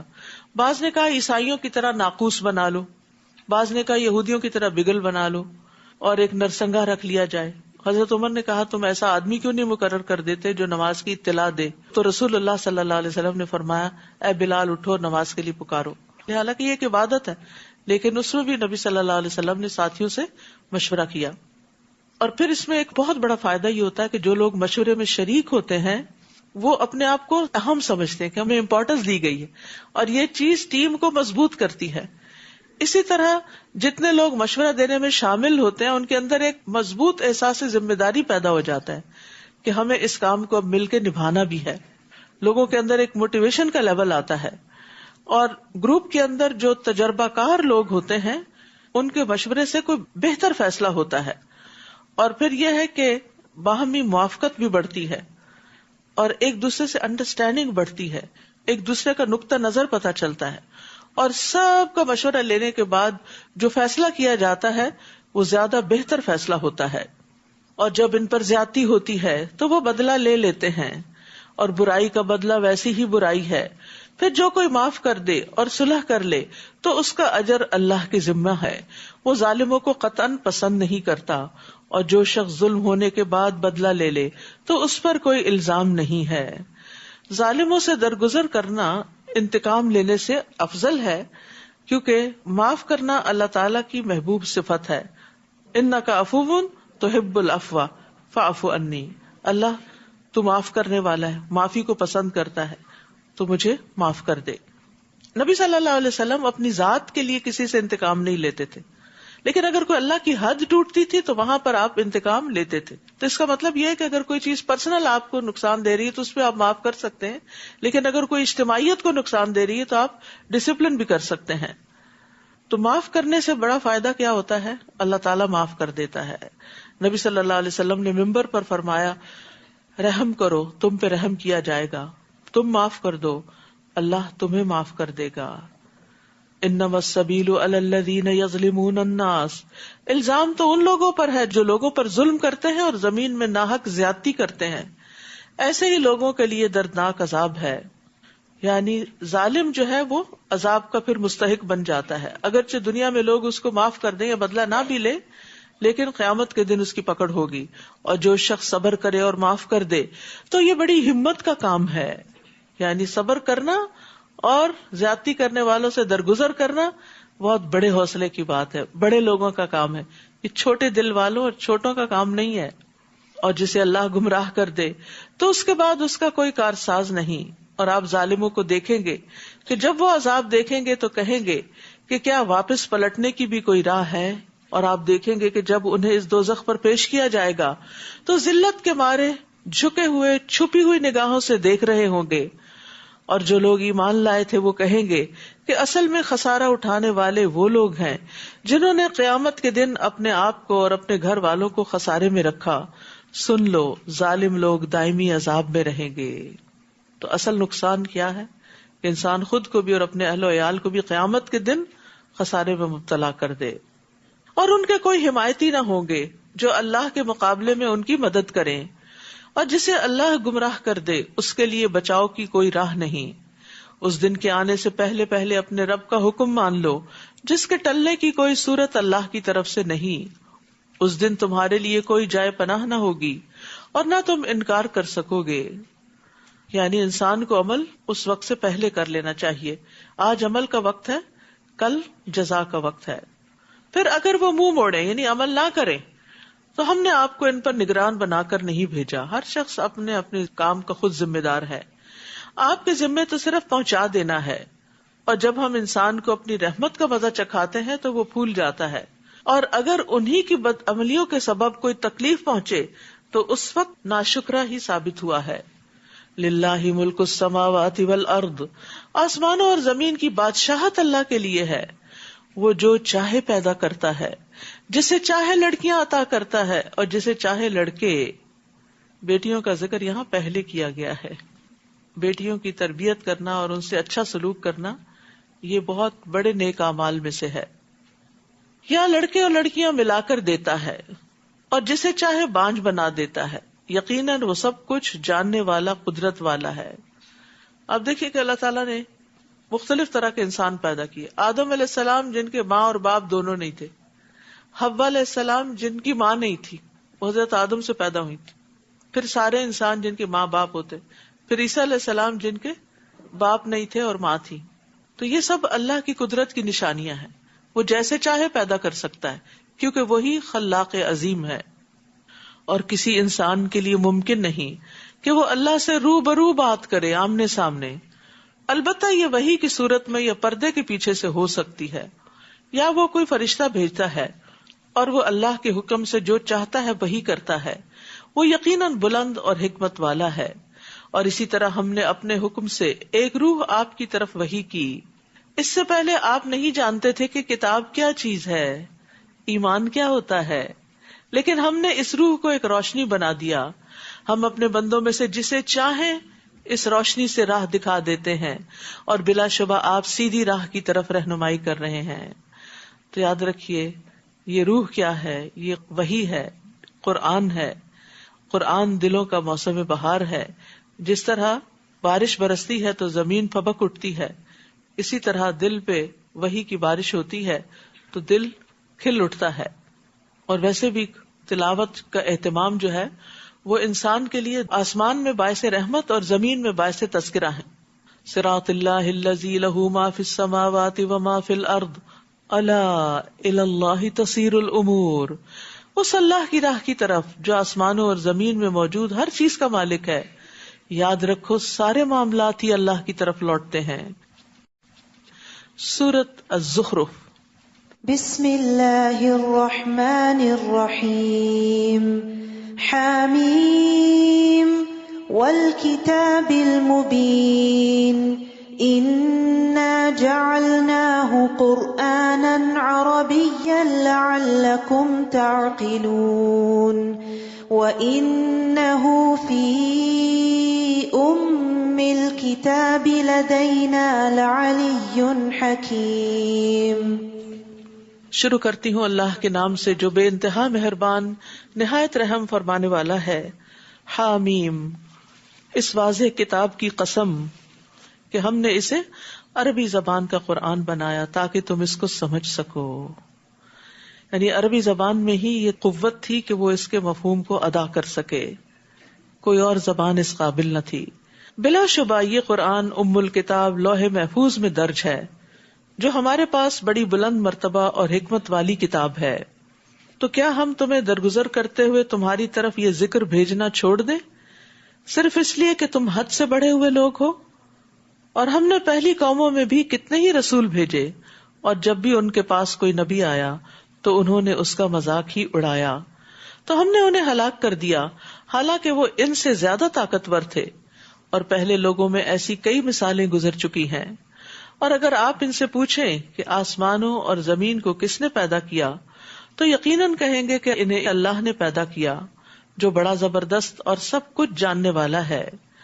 جس نے تمہارے لیے زمین کو گہوارہ بنایا اور اس میں تمہارے لیے راستے بنا دیے تاکہ تم اپنی منزل تک پہنچنے کے لیے راہ پا سکو، اور جس نے ایک خاص مقدار میں آسمان سے پانی اتارا، پھر ہم نے اس سے مردہ زمین کو زندہ کر دیا. اس طرح تم بھی زمین سے نکالے جاؤ گے، یعنی قیامت آئے گی تو زمین سے اسی طرح تم بھی پیدا ہو جاؤ گے. اور جس نے تمام مخلوق کے جوڑے بنائے، نیز تمہارے لیے کشتیاں اور چوپائے بنائے جن پر تم سوار ہوتے ہو تاکہ تم ان کی پشت پر جم کر بیٹھ سکو. پھر جب اس پر ٹھیک طرح بیٹھ جاؤ تو اپنے رب کا احسان یاد کرو اور کہو پاک ہے وہ ذات جس نے ہمارے لیے اسے مطیع کر دیا اور ہم تو اسے قابو میں نہ لا سکتے تھے، اور بلا شبہ ہم اپنے رب کی طرف لوٹنے والے ہیں. تو سواری پر بیٹھ کر یہ دعا پڑھی جاتی ہے، سبحان الذی سخر لنا ھذا وما کنا لہ مقرنین وانا الی ربنا لمنقلبون. نبی صلی اللہ علیہ وسلم جب سواری پہ بیٹھتے تھے تو بسم اللہ پڑھتے، پھر الحمدللہ کہتے، پھر سبحان الذی سخر لنا پڑھتے، پھر سبحانک انی ظلمت نفسی فاغفر لی فانہ لا یغفر الذنوب الا انت. اور پھر یہ ہے کہ انسان جس بھی وجہ سے سفر کے لیے نکلے اس سفر میں اپنے رب کو یاد کرتا رہے. یہ نہیں کہ صرف سواری پہ بیٹھتے ہوئے، سواری کے دوران بھی، بلکہ آپ اپنے بہت سے اذکار جو ہیں، جو دن کے آپ نے باندھی ہوئی ہیں تسبیحات، وہ سفر میں روزانہ کے رائڈ میں آتے جاتے ان کو مکمل کر سکتے ہیں.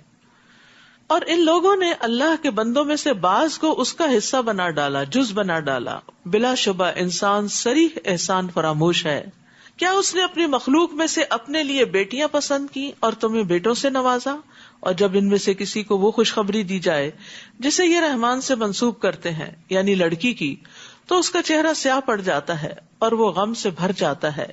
کیا اللہ کے لیے وہ اولاد ہے جو زیور میں پرورش پاتی ہے اور بحث اور حجت میں اپنا مدعا بھی واضح نہیں کر سکتی؟ اور ان لوگوں نے فرشتوں کو جو رحمان کے بندے ہیں عورتیں قرار دے دیا. کیا یہ ان کی پیدائش کے وقت موجود تھے؟ ان کی ایسی شہادت ضرور لکھی جائے گی اور ان سے باز پرس بھی ہوگی. جس پہلے بھی میں نے عرض کیا تھا نا کہ اہل عرب کا عقیدہ یہ تھا کہ اللہ سبحانہ تعالیٰ نے جنوں کے ساتھ رشتہ ازدواج قائم کیا اور پھر ان سے بیٹیاں پیدا ہوئی، نعوذ باللہ، فرشتوں کی شکل میں. اور کہتے ہیں کہ اگر رحمان چاہتا تو ہم ان کی عبادت نہ کرتے. انہیں اس مشیت الہی کا کچھ علم نہیں، یہ محض اٹکلیں دوڑا رہے ہیں. کیا ہم نے انہیں اس سے پہلے کوئی کتاب دی تھی جسے وہ مضبوطی سے تھامنے والے ہیں؟ نہیں، بلکہ وہ یہ کہتے ہیں کہ ہم نے اپنے آباء و اجداد کو ایک طریقے پر پایا اور ہم انہی کے نقش قدم پر چل رہے ہیں. اور اسی طرح ہم نے کسی بستی میں جو بھی ڈرانے والا بھیجا تو اس بستی کے خوشحال لوگوں نے یہی کہا کہ ہم نے اپنے آباء و اجداد کو ایک طریقے پر پایا اور ہم ان کے نقش قدم کی پیروی کر رہے ہیں. وہی بات ہر قوم نے یہی بات دہرائی، ان کے پاس اس کے سوا کوئی دلیل بھی نہیں تھی اپنی غلط کاریوں کی. اس پر نبی نے کہا، خواہ میں تمہارے پاس اس سے زیادہ صحیح راستہ لے کر آؤں جس پر تم نے اپنے باپ دادا کو پایا، تب بھی تم انہی کی پیروی کرو گے؟ وہ کہنے لگے، جو پیغام دے کر تمہیں بھیجا گیا ہے ہم اس کے انکاری ہیں، چنانچہ ہم نے ان سے بدلہ لے لیا، تو دیکھ لو کہ جھٹلانے والوں کا انجام کیا ہوا. وَإِذْ قَالَ إِبْرَاهِيمُ لِأَبِيهِ وَقَوْمِهِ إِنَّنِي بَرَاءٌ مِّمَّا تَعْبُدُونَ.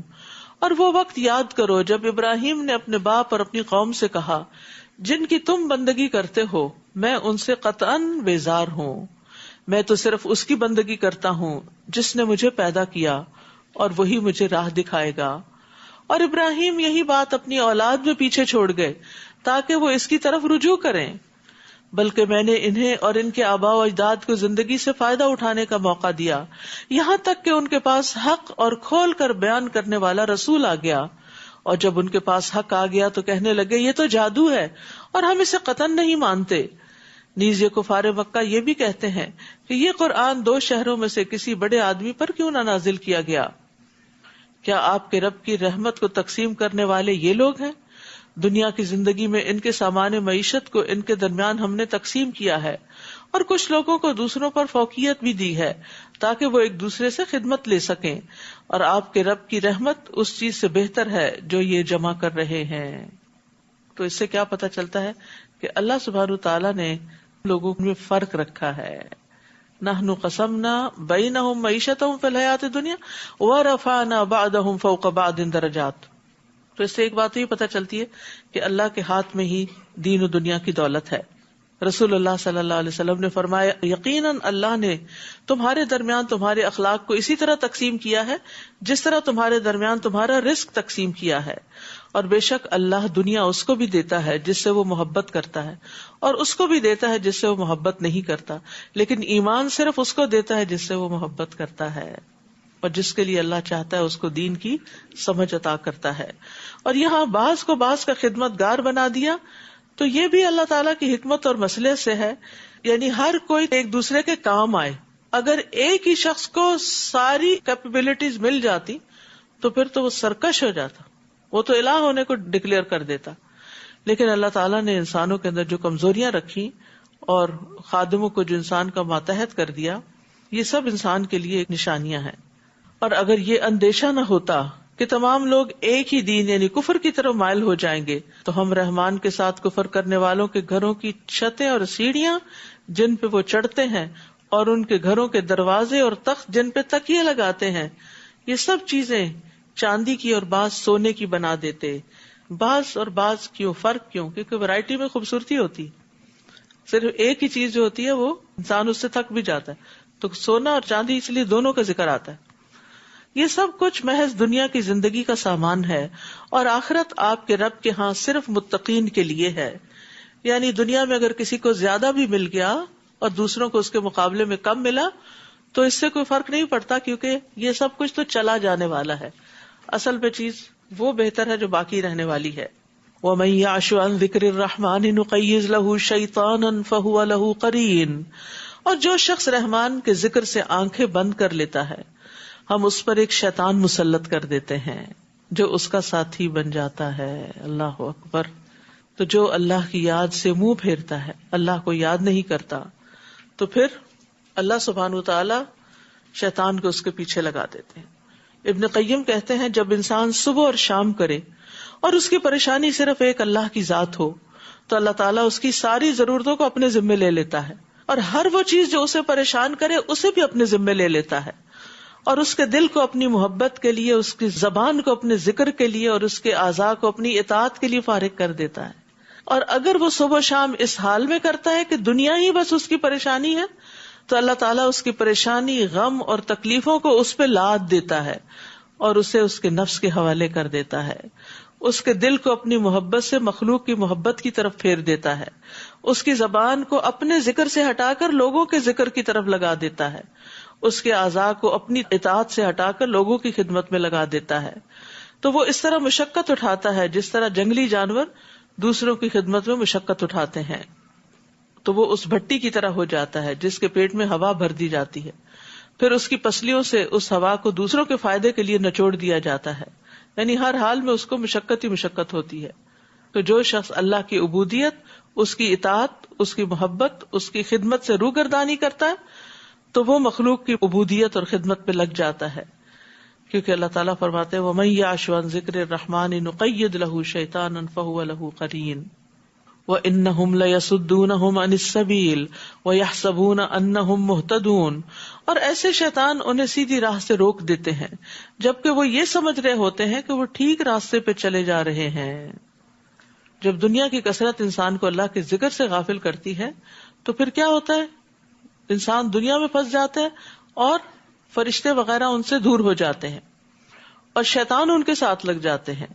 یہ یاد رکھیے, جو اللہ کی یاد سے صبح کا آغاز کرتا ہے تو فرشتے بھی اس کے مددگار ہو جاتے ہیں, اللہ کی مدد آتی ہے اس کے لیے, اس کے کام آسان ہو جاتے ہیں. اور اس کے برعکس جو دنیا کی طرف جانے والا ہوتا ہے, غافل ہوتا ہے, تو وہ برائیوں کی طرف مائل ہو جاتا ہے. قرآن مجید میں آتا ہے فَاذْكُرُونِي أَذْكُرْكُمْ, تم مجھے یاد کرو میں تمہیں یاد کروں گا. حدیث میں آتا ہے میں اپنے بندے کے ساتھ ہوتا ہوں اس وقت تک جب بھی وہ مجھے یاد کرتا ہے اور میری یاد میں اپنے ہونٹ ہلاتا ہے. اور جب لوگ مل کے اللہ کا ذکر کرتے ہیں تو فرشتے انہیں گھیر لیتے ہیں, رحمت ان کو ڈھانپ لیتی ہے, سکینت ان پہ نازل ہوتی ہے, اور اللہ اپنے پاس والوں میں ان کا ذکر فرماتا ہے. اور شیطان کے حملے سے بچاؤ کا ذریعہ ذکر ہی ہے, یعنی غفلت شیطان کو مسلط کر دیتی ہے اور ذکر کرنا شیطان کو دور کر دیتا ہے یا آنے نہیں دیتا اپنی طرف. حتی اذا جاءنا قال یا لیت بینی و بینک بعد المشرقین فبئس القرین, حتی کہ جب وہ ہمارے پاس آئے گا تو اپنے ساتھی سے کہے گا کاش میرے اور تمہارے درمیان مشرق و مغرب کی دوری ہوتی. I wish I didn't meet you, I didn't see you. تو بہت ہی برا ساتھی نکلا. کیونکہ بعض اوقات انسان دنیا میں بھی کچھ لوگوں سے ملنے کے بعد بڑا پچھتاتا ہے کہ میں تو سیدھے راستے پہ جا رہا تھا اور فلاں کی دوستی نے مجھے اس راستے سے بھٹکا دیا. تو اس لیے انسان کو ہمیشہ یہ دیکھنا چاہیے کہ اس کا زیادہ تر وقت اٹھنے بیٹھنے میں کس کے ساتھ گزرتا ہے. اور انہیں کہا جائے گا جب تم ظلم کر چکے ہو تو آج تمہیں ایسی گفتگو کچھ نفع نہیں دے سکتی, تم سب عذاب میں برابر کے شریک ہو. کیا آپ بہروں کو سنا سکتے ہیں یا اندھوں کو, اور ایسے لوگوں کو جو سری گمراہی میں پڑے ہوئے ہوں ہدایت دے سکتے ہیں؟ خواہ ہم آپ کو دنیا سے اٹھا لیں, ہم ان سے بہرحال انتقام لیں گے, یا جس عذاب کا ہم نے ان سے وعدہ کر رکھا ہے وہ آپ کو بھی دکھا دیں, ہم ہر طرح ان پر پوری قدرت رکھتے ہیں. آپ بس اس کتاب کو مضبوطی سے تھامیے جو آپ کی طرف وحی کی گئی ہے, آپ یقیناً سیدھی راہ پر ہیں, اور یہ کتاب بلا شبہ آپ کے لیے اور آپ کی قوم کے لیے نصیحت ہے, اور جلد ہی تم سے اس کے متعلق پوچھا جائے گا. اور ہم نے آپ سے پہلے جو رسول بھیجے تھے ان سے پوچھ لیجئے کہ آیا ہم نے رحمان کے سوا کوئی اور الہ بنائے ہیں جن کی عبادت کی جائے؟ اور ہم نے موسیٰ کو اپنی نشانیاں دے کر فرعون اور اس کے درباریوں کی طرف بھیجا, تو موسیٰ نے جا کر کہا میں رب العالمین کا رسول ہوں. پھر جب موسیٰ نے ہماری آیات ان کے سامنے پیش کی تو وہ ان کا ہنسی مذاق اڑانے لگے, اور ہم انہیں جو بھی نشانی دکھاتے وہ اپنی پہلی نشانی سے بڑھ کر ہوتی, اور ہم انہیں عذاب میں مبتلا کرتے رہے شاید کہ وہ باز آ جائیں. ہر بار یہی کہتے اے جادوگر, نعوذ باللہ, یہ موسیٰ علیہ السلام کو کہتے تیرے رب نے جو تجھ سے دعا کی قبولیت کا عہد کر رکھا ہے تو ہمارے لیے دعا کر, ہم ضرور سیدھے راستے پہ آ جائیں گے. پھر جب ہم ان سے عذاب ہٹا لیتے تو وہ فوراً اپنا عہد توڑ دیتے, وہی کچھ کرنے لگتے جس کے نہ کرنے کا انہوں نے وعدہ کیا تھا. اور فرعون نے ایک دفعہ اپنی قوم کے درمیان پکار کر کہا اے میری قوم, کیا یہ مصر کی بادشاہت میری نہیں, اور یہ نہریں بھی جو میرے نیچے بہ رہی, کیا تمہیں نظر نہیں آتا؟ بھلا میں بہتر ہوں یا یہ شخص جو ایک ذلیل آدمی ہے اور بات بھی صاف طور پہ نہیں کر سکتا؟ اگر یہ رسول ہے تو اس پر سونے کے کنگن کیوں نہیں اتارے گئے, یا اس کے ساتھ فرشتے مل کر کیوں نہیں آئے؟ اس طرح اس نے اپنی قوم کو ہلکا کر دیا اور وہ اس کی بات مان گئے, وہ تو تھے ہی نافرمان لوگ. پھر جب انہوں نے ہمیں غصہ دلایا تو ہم نے ان سے انتقام لیا اور ان سب کو غرق کر دیا. پھر ہم نے انہیں پیچھے آنے والوں کے لیے پیش رو اور مثال بنا دیا. اور جب عیسیٰ ابن مریم کی مثال بیان کی گئی تو آپ کی قوم نے اس پر شور مچا دیا, کہنے لگے کیا ہمارے الہ اچھے ہوئے یا عیسیٰ؟ وہ آپ کے سامنے یہ مثال صرف کج بحثی کی خاطر لاتے ہیں, بلکہ یہ ہے ہی جھگڑالو قوم. ان هو الا عبد انعمنا علیہ وجعلناہ مثلا لبنی اسرائیل, وہ تو محض ایک بندہ تھا جس پر ہم نے انعام کیا اور اسے بنی اسرائیل کے لیے اپنی قدرت کا ایک نمونہ بنا دیا. اور اگر ہم چاہتے تو تم سے فرشتے پیدا کر دیتے جو زمین میں تمہارے جانشین ہوتے, یعنی آدھی اولاد انسان ہوتی اور آدھی فرشتے ہوتے, اور پھر وہ زمین میں تمہارے جانشین ہوتے. اور وہ عیسیٰ تو قیامت کی ایک علامت ہے, لہٰذا اس کے آنے میں ہرگز شک نہ کرو اور میری پیروی کرو, یہی سیدھی راہ ہے. واتبعون ھذا صراط مستقیم, کہیں شیطان تمہیں اس راہ سے نہ روک دے, وہ تو تمہارا کھلا دشمن ہے. اور جب عیسیٰ صریح نشانیاں لے کر آئے تھے تو کہا میں تمہارے پاس حکمت کی باتیں لایا ہوں اور اس لیے بھی تاکہ تم پر بعض وہ باتیں واضح کر دوں جن میں تم اختلاف کرتے رہے ہو، لہذا اللہ سے ڈرو اور میری اطاعت کرو۔ ان اللہ هو ربی وربکم فاعبدوہ ھذا صراط مستقیم، اللہ ہی میرا رب ہے اور تمہارا بھی، لہذا اسی کی عبادت کرو، یہی سیدھی راہ ہے۔ عیسیٰ علیہ السلام کا پیغام ہے یہ۔ پھر ان میں سے کئی گروہوں نے آپس میں اختلاف کیا، بس ایسا ظلم کرنے والوں کے لیے دردناک دن کے عذاب سے تباہی ہے۔ کیا یہ لوگ اب اس انتظار میں ہیں کہ ان پر یکدم قیامت آ جائے اور انہیں خبر بھی نہ ہو؟ الاخلاء یومئذ بعضهم لبعض عدو الا المتقین، اس دن پرہیزگاروں کے علاوہ سب دوست ایک دوسرے کے دشمن بن جائیں گے۔ دوست وہ ہوتا ہے نا جو ہمیشہ ساتھ دیتا ہے، اگر کوئی مشکل وقت میں آپ کا ساتھ نہیں دیتا تو وہ پھر دوست نہیں ہو سکتا، لیکن متقین کے علاوہ انسان جس کو بھی دوست بناتا ہے وہ دوستی صرف دنیا کی حد تک ہے، صرف اللہ کے لیے کی گئی دوستی ہمیشہ باقی رہے گی، ہمیشہ ہمیشہ۔ وہ جنت میں بھی خوشی دے گی، وہاں بھی دوست ایک دوسرے سے مل کے انجوائے کریں گے۔ تو اللہ کی خاطر دوستی جو ہے ایمان کا مضبوط کڑا ہے۔ رسول اللہ صلی اللہ علیہ وسلم نے فرمایا ایمان کا سب سے مضبوط کڑا اللہ کی خاطر محبت اور اللہ کی خاطر بغض ہے۔ یہ کیوں اتنا مضبوط ہے؟ کیونکہ اچھے دوستوں کی کمپنی میں انسان کا ایمان بڑھتا ہے، تقویٰ بڑھتا ہے، انسان آگے بڑھتا ہے نیکی کے راستوں میں، ایمان مضبوط ہوتا چلا جاتا ہے۔ جیسے ایک صحابی نے دوسرے سے کہا تھا نا، آؤ ایک گھڑی مل کر ایمان لے آتے ہیں، تو کیا مطلب تھا ان کا؟ آؤ مل بیٹھ کے ذرا اللہ کی باتیں کرتے ہیں تاکہ ہمارا ایمان بڑھ جائے۔ جیسے موسیٰ علیہ السلام نے ہارون علیہ السلام کو مانگا تھا کہ نسبحک کثیرا ونذکرک کثیرا، تو ایک دوسرے کے ساتھ مل بیٹھ کے اللہ کی باتیں کرنا اور اللہ کو یاد کرنا یہ ایمان کو بڑھاتا ہے۔ تو اس لیے اچھے دوستوں اور اچھی مجلسوں کا اہتمام ہمیشہ جاری رہنا چاہیے۔ رسول اللہ صلی اللہ علیہ وسلم نے فرمایا ایمان کا سب سے مضبوط کڑا اللہ کی خاطر محبت اور اللہ کی خاطر بغض ہے۔ ایک شخص رسول اللہ صلی اللہ علیہ وسلم کی خدمت میں حاضر ہوا اور عرض کیا، یا رسول اللہ، آپ کا اس شخص کے بارے میں کیا ارشاد ہے جو کچھ لوگوں سے محبت کرتا ہے لیکن ان سے مل نہیں سکا؟ جیسے ہم لوگ صحابہ سے محبت کرتے ہیں لیکن ہماری ملاقات تو نہیں ہوئی۔ آپ نے فرمایا کہ انسان اسی کے ساتھ ہے جس سے وہ محبت کرتا ہے۔ قیامت کے دن ایسے لوگ عرش کا سایہ پانے والے ہوں گے۔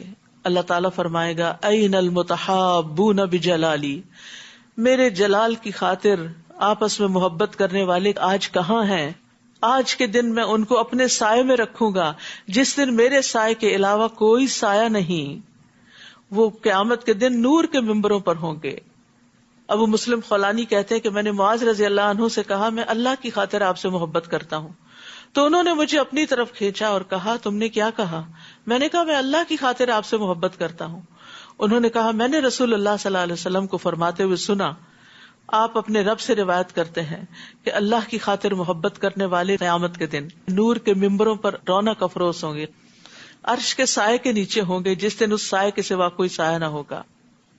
کہتے ہیں میں وہاں سے نکل کر عبادہ بن صامت کے پاس آیا اور معاذ بن جبل والی حدیث بیان کی، تو انہوں نے کہا، میں نے رسول اللہ صلی اللہ علیہ وسلم کو اپنے رب عز و جل سے روایت کرتے ہوئے سنا، میری محبت ان لوگوں کے لیے طے شدہ ہے جو میری وجہ سے ایک دوسرے سے محبت کرتے ہیں، میری محبت ان لوگوں کے لیے طے شدہ ہے جو میری وجہ سے ایک دوسرے پر خرچ کرتے ہیں، میری محبت ان لوگوں کے لیے طے شدہ ہے جو میری وجہ سے ایک دوسرے سے ملاقات کرتے ہیں، اور اللہ کی خاطر محبت کرنے والے نور کے ممبروں پر ہوں گے، عرش کے سائے تلے ہوں گے، جس دن اس سائے کے سوا کوئی سایہ نہ ہوگا۔ لہٰذا ہمیں جیسے اپنے دل کو صاف کرنا چاہیے، اپنی عبادات کو خالص کرنا چاہیے اللہ کے لیے، اپنے عقائد کو، اسی طرح اپنی محبتوں کو بھی اللہ کے لیے خالص کر لینا چاہیے۔ دنیا کے نفع اور لالچ کے لیے کسی سے محبت نہ کریں، محبت کریں تو اللہ کی خاطر، اللہ کی رضا کے لیے۔ اور وہ کون سی محبت ہوتی ہے کہ جس سے اللہ کے لیے محبت کرتا ہے اس سے مل کر اس کا ایمان بڑھتا ہے۔ اگر آپ صرف ایک سلوگن بنا لیں کہ میں فلاں سے اللہ کے لیے محبت کرتی ہوں اور اس کے ساتھ بیٹھ کے جو دنیا بھر کی غیبت چغلی کر لیں، تو یہ دھوکہ دینا ہے، جھوٹ بولنا ہے، یہ اللہ کے لیے محبت نہیں ہوتی۔ کیونکہ جو لوگ اللہ کے لیے محبت کرتے نا، وہ صرف چاپلوسیاں نہیں کرتے، وہ صرف ایک دوسرے کی تعریف نہیں کرتے، وہ ایک دوسرے کی غلطی بھی بتاتے ہیں، وہ ایک دوسرے کو پکڑ کے بھی رکھتے ہیں۔ تو اللہ کی محبت کی پہچان بھی ہونی چاہیے۔ اے میرے بندو، آج نہ تمہیں کوئی خوف ہوگا نہ تم غمزدہ ہوگے، جو ہماری آیتوں پر ایمان لائے اور فرما بردار بن کر رہے۔ تم خود اور تمہاری بیویاں جنت میں داخل ہو جاؤ، وہاں تم خوش رکھے جاؤ گے، ان کے سامنے سونے کی پلیٹوں اور ساغر کا دور چلے گا، وہاں وہ سب کچھ موجود ہوگا جو دلوں کو بھائے گا اور آنکھوں کو لذت بخشے گا، اور وہاں تم ہمیشہ رہو گے۔ رسول اللہ صلی اللہ علیہ وسلم نے فرمایا ان کے برتن سونے کے ہوں گے، ان کی کنگھیاں سونے چاندی کی ہوں گی، ان کی انگیٹھیوں کا ایندھن عود کا ہوگا، مشروب اور برتن خود پاس چلے آئیں گے۔ ابو امامہ کہتے ہیں کہ جنت والوں میں سے ایک شخص جنت کی شرابوں میں سے ایک شراب کی صرف خواہش کرے گا تو برتن جیسے وہ جگ سا ہوتا ہے اس کے ہاتھ میں خود بخود آ جائے گا، وہ پی لے گا، برتن خود بخود اپنی جگہ واپس چلا جائے گا، اٹھ کے واپس نہیں رکھنا پڑے گا۔ ریموٹ کو بھی کنٹرول کرنا پڑتا ہے، یہ آٹو پہ ہے۔ یہی وہ جنت ہے جس کے تم وارث بنائے گئے ہو، ان اعمال کے عوض جو تم دنیا میں کرتے تھے۔ پھر عمل کی بات ہو گئی، جہاں جنت کی بات ہوتی ہے وہاں عمل کی بات ہوتی ہے۔ وہاں تمہارے لیے بہت سے میوے ہوں گے جنہیں تم کھاؤ گے، اور مجرم لوگ جہنم میں ہوں گے جہاں وہ ہمیشہ رہیں گے، ان سے عذاب کبھی کم نہ کیا جائے گا اور وہ اس میں مایوس ہو کر پڑے رہیں گے۔ استغفر اللہ۔ مایوسی دنیا میں بھی جس کو ہوتی ہے، ڈپریشن ہوتا ہے، وہ کتنے کرب سے گزرتا ہے، ساری نعمتوں کے ہوتے ہوئے جو دل کی تکلیف ہے وہ انسان کو بیزار کر دیتی ہے ہر چیز سے۔ تو کہاں جہاں تکلیف بھی ہو اور اوپر سے پھر مایوسی بھی ہو۔ اور ہم نے ان پر ظلم نہیں کیا بلکہ یہ خود ہی ظالم تھے۔ وہ پکاریں گے اے مالک، جہنم کا داروغہ، تمہارا رب ہمارا کام ہی تمام کر دے، ہمیں ختم کر دے تو اچھا ہے۔ وہ کہے گا تم ہمیشہ یہیں رہو گے، انکم ماکثون، کام تمام نہیں ہونے والا۔ ہم تمہارے پاس حق لے کر آئے تھے لیکن تم میں سے اکثر حق کو ناپسند کرتے تھے، حق تمہیں پسند نہیں تھا۔ ہم سب کو اپنے دلوں کا جائزہ لینا چاہیے کہ قرآن اور سنت کی باتیں پڑھ کر کیا ہمارے دل راضی ہوتے ہیں یا اندر اندر سے آبجیکشنز ہی اٹھتی رہتی ہیں کہ یہ کیوں اور یہ کیسے اور یہ بڑا مشکل۔ نہیں، سنتے ہی کہنا چاہیے سمعنا وَأَطَعْنَا، ہم نے سنا اور ہم مانیں گے۔ یا ان لوگوں نے کوئی اقدام کرنے کا فیصلہ کر لیا ہے، ایسی بات ہے تو ہم بھی فیصلہ کیے دیتے ہیں، یا وہ یہ خیال کرتے ہیں کہ ہم ان کے راز مشورے سن نہیں رہے، کیوں نہیں، بلکہ ہمارے فرشتے ان کے پاس ہی لکھتے رہتے ہیں۔ اللہ اکبر، سب کچھ ساتھ ساتھ لکھا جا رہا ہوتا۔ تنہائی میں بیٹھ کے ذرا ان پہ غور کیا کیجئے، دائیں بائیں ایسے ہی امیجنیشن میں نظر ڈالا کیجئے کہ یہ اب بھی نہیں ساتھ چھوڑ رہے، یہ اب بھی لکھے جا رہے ہیں۔ آپ ان سے کہیے کہ اگر اللہ کا کوئی بیٹا ہوتا تو سب سے پہلے میں اس کی عبادت کرنے والا ہوتا۔ وہ پاک ہے، یعنی اس کا کوئی بیٹا نہیں، آسمانوں اور زمین کا مالک ہے، اس کو بیٹے کی کیا ضرورت ہے، وہ عرش کا مالک ہے، رب العرش عما یصفون، ان سب باتوں سے پاک ہے جو یہ لوگ بیان کرتے ہیں۔ آپ انہیں چھوڑیے کہ وہ اپنی فضول بحثوں اور کھیل کود میں لگے رہیں، یہاں تک کہ وہ دن دیکھ لیں گے جس کا انہیں خوف دلایا جاتا ہے۔ وہ اللہ آسمان میں بھی الہ ہے اور زمین میں بھی وہی الہ ہے، اور وہ حکمت والا اور سب کچھ جاننے والا ہے۔ بابرکت ہے وہ جس کی آسمانوں اور زمین اور جو چیزیں ان کے درمیان موجود ہیں سب پر حکومت ہے، سب اس کے کنٹرول میں ہے۔ قیامت کا علم تو اسی کو ہے اور تم سب اسی کی طرف لوٹائے جاؤ گے۔ یہ لوگ اللہ کو چھوڑ کر جنہیں پکارتے ہیں وہ سفارش کا کچھ بھی اختیار نہیں رکھتے، الا یہ کہ جس نے علم اور یقین کے ساتھ حق کی گواہی دی۔ اور اگر آپ انہیں پوچھیں کہ انہیں کس نے پیدا کیا ہے تو یقیناً کہیں گے کہ اللہ نے، پھر انہیں کہاں سے دھوکا لگ جاتا ہے۔ یعنی جب یہ مانتے ہیں کہ خالق اللہ ہے تو کیوں نہیں مانتے کہ مالک بھی وہی ہے اور معبود بھی وہی ہے؟ ایک سٹیپ اور آگے۔ اور قسم ہے رسول کے اس قول کی کہ اے میرے رب، اب یہ ایسے لوگ ہیں جو کبھی ایمان نہ لائیں گے۔ فاصفح عنہم وقل سلام فسوف یعلمون، لہٰذا ان سے درگزر کیجیے اور کہیے سلام ہو تمہیں، ان قریب انہیں سب کچھ معلوم ہو جائے گا۔ یہاں سلام سے مراد سلامتی بھیجنا نہیں بلکہ بائے بائے کرنا ہے، بائیکاٹ کرنا ہے۔ سورۃ الدخان، بسم اللہ الرحمن الرحیم، حامیم والکتاب المبین۔ حامیم، اس واضح کتاب کی قسم۔ انا انزلناہ فی لیلۃ مبارکۃ انا کنا منذرین، کہ ہم نے اسے خیر و برکت والی رات میں نازل کیا، لیلۃ مبارکہ، کیونکہ ہمیں بلا شبہ اس سے خبردار کرنا مقصود تھا۔ لیلۃ القدر کا دوسرا نام لیلۃ مبارکہ ہے، جو 1000 مہینوں سے افضل رات ہے. جو اس رات سے محروم رہا وہ ہر خیر سے محروم رہ گیا. یہ کون سی رات ہے؟ فیہا یفرق کل امر حکیم. اس رات ہمارے حکم سے ہر معاملے کا حکیمانہ فیصلہ کر دیا جاتا ہے. یعنی یہ فیصلوں کی رات ہے. جو لوگ کہتے ہیں نا 15 شعبان کو یہ سب ہوتا ہے، تقدیر کے فیصلے نافذ ہوتے ہیں، 15 شعبان نہیں، وہ رمضان کی یہ رات ہے جس میں قرآن نازل ہوا اور جس میں یہ فیصلے اترتے ہیں. انسان کے سال بھر کے فیصلوں کا لوح محفوظ سے نقل کر کے فرشتوں کو دیا جانا ہوتا ہے، کیونکہ اللہ سبحانہ وتعالیٰ نے ہر چیز کا ایک اندازہ مقرر کر رکھا ہے. رسول اللہ صلی اللہ علیہ وسلم نے فرمایا ہر چیز تقدیر سے وابستہ ہے، یہاں تک کہ فہم و فراست بھی اور بے بسی بھی. تقدیر پر ایمان کے بغیر ایمان مکمل نہیں ہوتا. تقدیر کا انکار انسان کو جہنم میں پہنچا دیتا ہے. تو یہ ہمارے ایمان اور بیسک عقیدے کا ایک حصہ ہے، اس کا درست ہونا بھی ضروری ہے. بلا شبہ ہم ہی رسول بھیجنے والے ہیں، اور یہ آپ کے رب کی رحمت کی بنا پر تھا. بلا شبہ وہ سب کچھ سننے والا اور جاننے والا ہے. وہ آسمان و زمین اور جو کچھ ان کے درمیان موجود ہے سب چیزوں کا مالک ہے. اگر تم واقعی یقین کرنے والے ہو، اس کے سوا کوئی الہ نہیں. وہی زندہ کرتا ہے اور مارتا ہے. وہ تمہارا بھی رب ہے اور تمہارے پہلے آباء و اجداد کا بھی، بلکہ وہ اس معاملے میں شک میں پڑے کھیل رہے ہیں. سو آپ اس دن کا انتظار کیجئے جب آسمان سے صریح دھواں ظاہر ہوگا، یعنی قرب قیامت میں جو لوگوں پر چھا جائے گا. یہ دردناک عذاب ہوگا. اس وقت لوگ پکار اٹھیں گے، اے ہمارے رب ہم سے عذاب کو دور کر دے، ہم ایمان لاتے ہیں. لیکن یاد رکھیے کہ جب بڑی نشانیاں ظاہر ہو جائیں گی تو ایمان لانا فائدہ نہ دے گا. اس وقت انہیں نصیحت کہاں، حالانکہ ان کے پاس کھول کر بیان کرنے والا رسول آ چکا. پھر ان لوگوں نے اس رسول سے منہ پھیر لیا اور کہنے لگے یہ تو سکھایا پڑھایا دیوانہ ہے، ہم تھوڑی مدت کے لیے عذاب ہٹا دیں گے، مگر تم لوگ پھر وہی کچھ کرو گے جو پہلے کرتے رہے. پھر جس دن ہم بڑی سخت گرفت کریں گے تو پھر انتقام لے کر رہیں گے. اشارہ ہے جنگ بدر کی طرف. اور ان سے پہلے ہم فرعون کی قوم کو آزما چکے ہیں. ان کے پاس ایک معزز رسول آیا جس نے کہا کہ اللہ کے بندوں کو میرے حوالے کر دو، میں تمہارے لیے ایک امانت دار رسول ہوں، اور یہ کہ اللہ کے مقابلے میں سرکشی نہ کرو. میں تمہارے سامنے صریح دلیل پیش کرتا ہوں، اور میں نے اپنے اور تمہارے رب کی پناہ لے لی کہ تم مجھے سنگسار کر سکو. اور اگر تم میری بات پر ایمان نہیں لاتے تو مجھ سے الگ ہو جاؤ. فدعا ربہ ان ہؤلاء قوم مجرمون.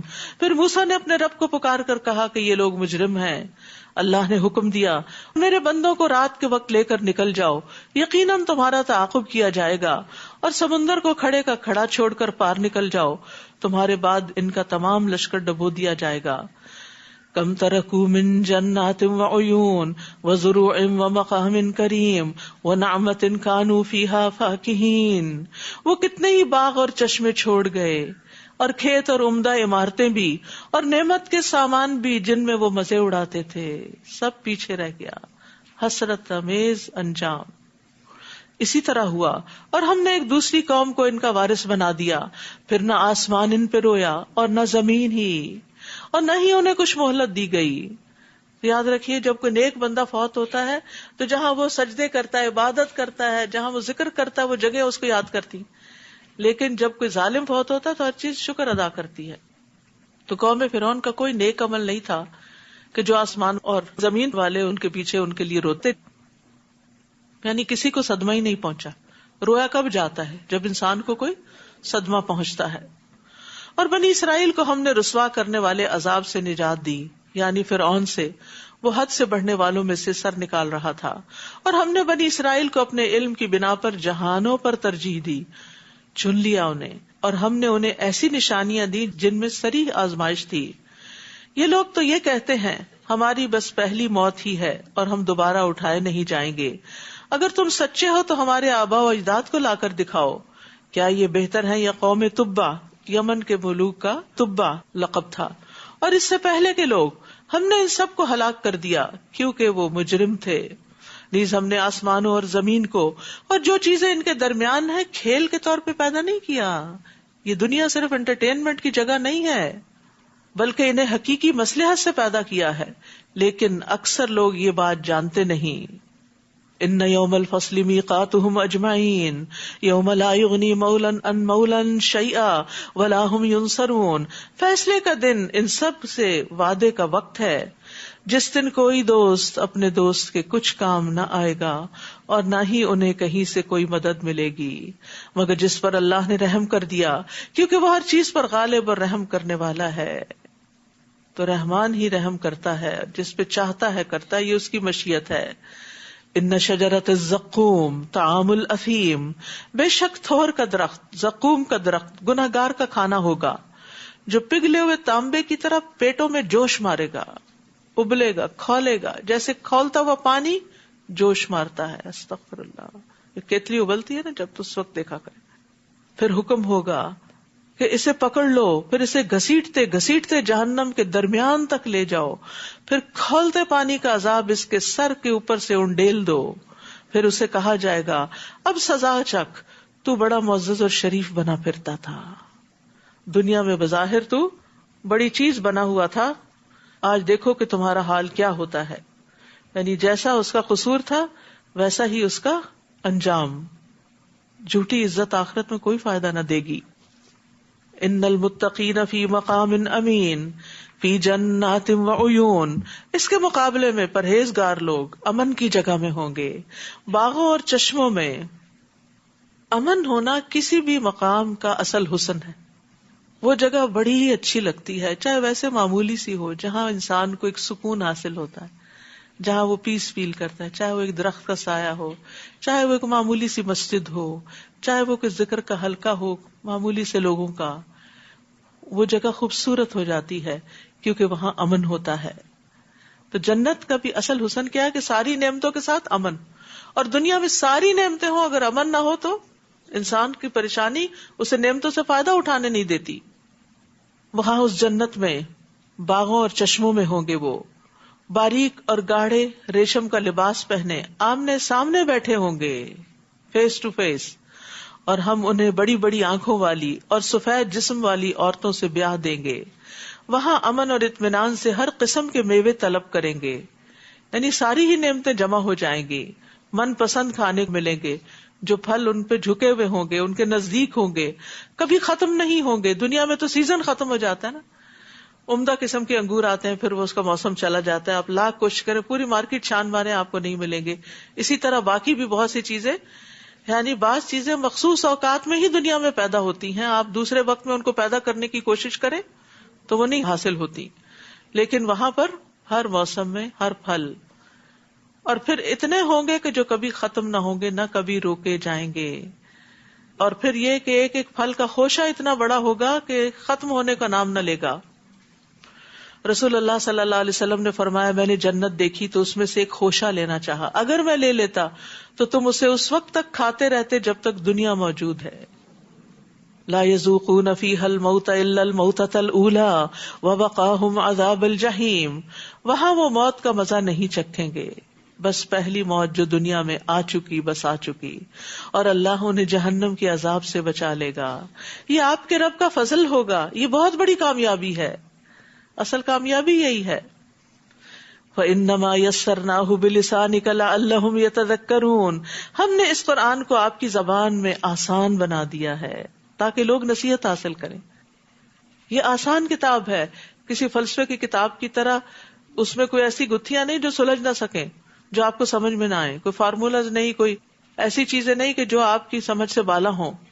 صاف سمجھ میں آنے والی چیز ہے.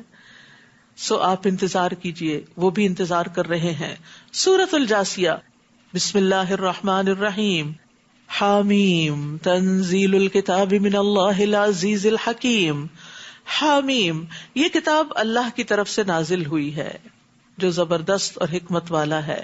بلا شبہ آسمانوں اور زمین میں ایمان لانے والوں کے لیے کئی نشانیاں ہیں، اور خود تمہاری اور ان جانوروں کی پیدائش میں بھی جو اس نے زمین میں پھیلا رکھے ہیں یقین کرنے والوں کے لیے نشانیاں ہیں.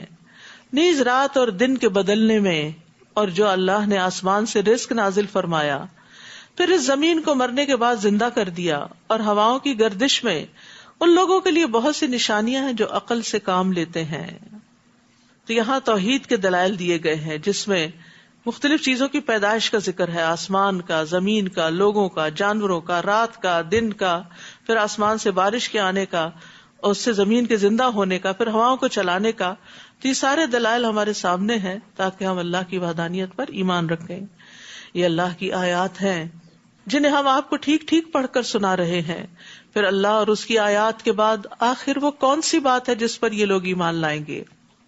تباہی ہے ہر اس بہتان تراش اور گناہگار کے لیے جس کے سامنے اللہ کی آیات پڑھی جاتی ہیں اور وہ انہیں سنتا ہے، پھر از راہ تکبر اپنی بات پہ یوں اڑ جاتا ہے جیسے اس نے انہیں سنا ہی نہ ہو. ایسے شخص کو آپ دردناک عذاب کی بشارت دے دیجئے. یعنی جو قرآن سن کر اس پر ایمان نہ لائیں، اس کی باتوں پر یقین نہ کریں، پھر ان کی یہ جزا ہے. اور جب ہماری آیات میں سے کچھ معلوم کر لیتا ہے تو اسے مذاق بنا لیتا ہے. ایسے لوگوں کو ذلت کا عذاب ہوگا، پھر اس کے بعد ان کے لیے جہنم ہے. اور جو کچھ انہوں نے دنیا میں کمایا نہ تو وہ ان کے کچھ کام آئے گا اور نہ وہ جنہیں انہوں نے اللہ کے سوا کارساز بنا رکھا تھا، اور انہیں بڑا سخت عذاب ہوگا. یہ قرآن تو سراسر ہدایت ہے، اور جو لوگ اپنے رب کی آیات کے منکر ہیں ان کے لیے عذاب ہے دردناک عذاب میں سے. اللہ ہی ہے جس نے سمندر کو تمہارے تابع کر دیا تاکہ اس کے حکم سے اس میں کشتیاں چلیں، اور تم اس کا فضل تلاش کرو اور اس کے شکر گزار بنو. یعنی یہ سب کچھ اللہ نے ایک حکمت اور مصلحت کے تحت پیدا کیا. اور جو کچھ آسمانوں میں ہے یا زمین میں، سب کچھ ہی اس نے تمہارے لیے کام پر لگا رکھا ہے. غور و فکر کرنے والے لوگوں کے لیے اس میں بہت سی نشانیاں ہیں. جو لوگ ایمان لائے ہیں آپ انہیں کہہ دیجئے کہ جو لوگ اللہ کی طرف سے برے دن آنے کی توقع نہیں رکھتے ان سے درگزر کریں، تاکہ اللہ اس قوم کو اس کی کمائی کا بدلہ دے دے. جس نے کوئی اچھا عمل کیا وہ اسی کے لیے ہے، اور اگر برا کرے گا تو اسی پر ہے. پھر تم سب اپنے رب کی طرف لوٹائے جاؤ گے. ہم نے بنی اسرائیل کو کتاب، حکومت اور نبوت دی، اور انہیں پاکیزہ چیزوں سے رزق دیا، اور دنیا بھر کے لوگوں پر فضیلت دی. نیز انہیں دین کے واضح احکام دیے. پھر جو انہوں نے اختلاف کیا تو لا علمی کی بنا پر نہیں بلکہ علم آ جانے کے بعد کیا، اور اس کی وجہ ایک دوسرے پر زیادتی کرنا تھی. اور جن باتوں میں یہ اختلاف کرتے تھے قیامت کے دن آپ کا رب ان کے درمیان فیصلہ کر دے گا. پھر ہم نے آپ کے لیے دین کا ایک طریقہ مقرر کیا ہے، آپ بس اس کی پیروی کیجیے اور ان لوگوں کی خواہشات کی پیروی نہ کیجیے جو علم نہیں رکھتے. انہم لن یغنوا عنک من اللہ شیئا، یہ لوگ اللہ کے مقابلے میں آپ کے کچھ کام نہ آ سکیں گے. بلا شبہ ظالم لوگ ایک دوسرے کے ساتھی ہیں، اور پرہیزگاروں کا دوست اللہ ہے. واللہ ولی المتقین. ھذا بصائر للناس وہدی ورحمۃ لقوم یوقنون. یہ قرآن لوگوں کے لیے دلائل بصیرت کا مجموعہ ہے اور یقین رکھنے والوں کے لیے ہدایت اور رحمت ہے. تو اس سے کیا پتہ چلتا ہے کہ یقین رکھنے والا ہی دراصل قرآن سے مستفید ہو سکتا ہے. یقین بہت بڑی دولت ہے. اس کے بعد انسان کے اندر ایسی ڈٹرمینیشن آتی ہے کہ پہاڑ ادھر سے ادھر ہو سکتا ہے لیکن وہ اپنی جگہ سے نہیں ٹلتا. اس کے اندر استقامت پیدا ہو جاتی ہے. لیکن جس کو یہ یقین نہ ہو کہ اللہ کا کلام ہے اور اس کے ماننے یا نہ ماننے کے کچھ کانسیکوینسز ہیں تو پھر وہ اس کو سیریسلی نہیں لیتا. تو یقین کرنے والے جو ہیں ان کے لیے بصیرت بھی ہوتی ہے، وہ کچھ دیکھ لیتے ہیں جو عام لوگ نہیں دیکھ پاتے. ان کے لیے ہدایت اور رحمت ہوتی ہے، اور جو لوگ یقین نہ کریں ان کے لیے تاریکی اور غم کا سبب ہے سب. ام حسب الذین اجترحوا السیئات ان نجعلہم کالذین آمنوا وعملوا الصالحات سواء محیاہم ومماتہم ساء ما یحکمون. جو لوگ بدعمالیاں کر رہے ہیں کیا وہ یہ سمجھے بیٹھے ہیں کہ ہم انہیں اور ایمان لانے والوں اور نیک عمل کرنے والوں کو ایک جیسا کر دیں گے کہ ان کا جینا اور مرنا یکساں ہوگا. یہ کیسا برا فیصلہ کر رہے ہیں. کتنی واضح آیت ہے کہ ایک طرف وہ لوگ ہیں جو اجتراح السیئات ہیں اور دوسری طرف وہ ہیں جو عمل الصالحات ہیں. تو یہ دونوں الگ الگ کیٹیگری کے لوگ ہیں. دونوں کی نہ زندگی برابر ہے، نہ موت اور نہ موت کے بعد. دو الگ راستے ہیں، دو الگ ڈائریکشنز ہیں. انسان ایک ہی وقت میں اچھا اور برا کام نہیں کرتا، یا اچھا کرتا ہے یا برا کرتا ہے. یہ آیت جو ہے یہ عبادت گزاروں کو رلا دینے والی آیت ہے. ابراہیم بن اشعث کہتے ہیں میں نے فضیل بن ایاز کو دیکھا کہ وہ رات کے اول حصے سے اس کے آخر تک اس آیت اور اس جیسی آیات کو پڑھتے رہتے تھے. پھر وہ کہتے تھے کاش میں جان لیتا کہ دونوں گروہوں میں سے میں کس میں سے. کیونکہ نیک عمل صرف وہ نہیں ہوتا جو ظاہر میں بڑا اچھا لگ رہا ہو. کوئی آپ کو دیکھے آپ بہت اچھی نماز پڑھیں، بہت اچھی قرات کر رہے ہیں، بہت بھاگ بھاگ کے لوگوں کے کام آتے ہیں، نہیں، یہ کافی نہیں ہے. دیکھا یہ جائے گا کہ اس کے پیچھے بنیاد کیا تھی، نیت کیا تھی، ارادہ کیا تھا، سوچ کیا تھی. یہ سامنے والا حصہ لوگ دیکھتے ہیں اور پیچھے والا صرف اللہ دیکھتا ہے. اس لیے بندے کو نہیں پتا چل سکتا کہ میں کہاں کھڑا ہوں. یہ اللہ ہی کو پتا ہے کہ کون کہاں پر ہے، کس مقام پر ہے. بظاہر جو ہماری غلطیاں ہوتی ہیں نا، ان کو تو لوگ بھی پوائنٹ آؤٹ کرتے رہتے ہیں. وہ بھی کہتے ہیں دیکھو نماز میں یہاں ہاتھ نہیں رکھو، یہاں رکھو، یہ رکوع اتنا کرو، سجدہ ایسے کرو، سلام ایسے پھیرو، شہادت کی انگلی اس طرح چلاؤ. یہ سب تو آپ کے دائیں بائیں والے بھی آپ کو بتا دیتے ہیں. لیکن آپ نے کس نیت اور ارادے سے نماز پڑھی تھی وہ تو ساتھ والا آپ کو کچھ بھی نہیں بتا سکتا. وہ آپ کے ظاہری خشوع سے بہت متاثر ہو سکتا ہے، لیکن آپ کے دل کی حالت اگر اس کو پتا چل جائے کہ آپ کیا کیا باتیں سوچ رہے تھے اس وقت کھڑے ہو کے، بظاہر آپ نے سر جھکایا ہوا تھا لیکن دماغ کہیں اور تھا، تو پھر یہ تو صرف اللہ کو پتا. اس لیے نیک لوگ کبھی بھی اپنے بظاہر کیے ہوئے نیک اعمال پہ راضی نہیں ہو جاتے، خوش نہیں ہوتے. وہ پھر بھی فکر کرتے ہیں کہ اللہ ان کو قبول کر لے. وَخَلَقَ اللَّهُ السَّمَاوَاتِ وَالْأَرْضَ بِالْحَقِّ وَلِتُجْزَىٰ كُلُّ نَفْسٍ بِمَا كَسَبَتْ وَهُمْ لَا يُظْلَمُونَ.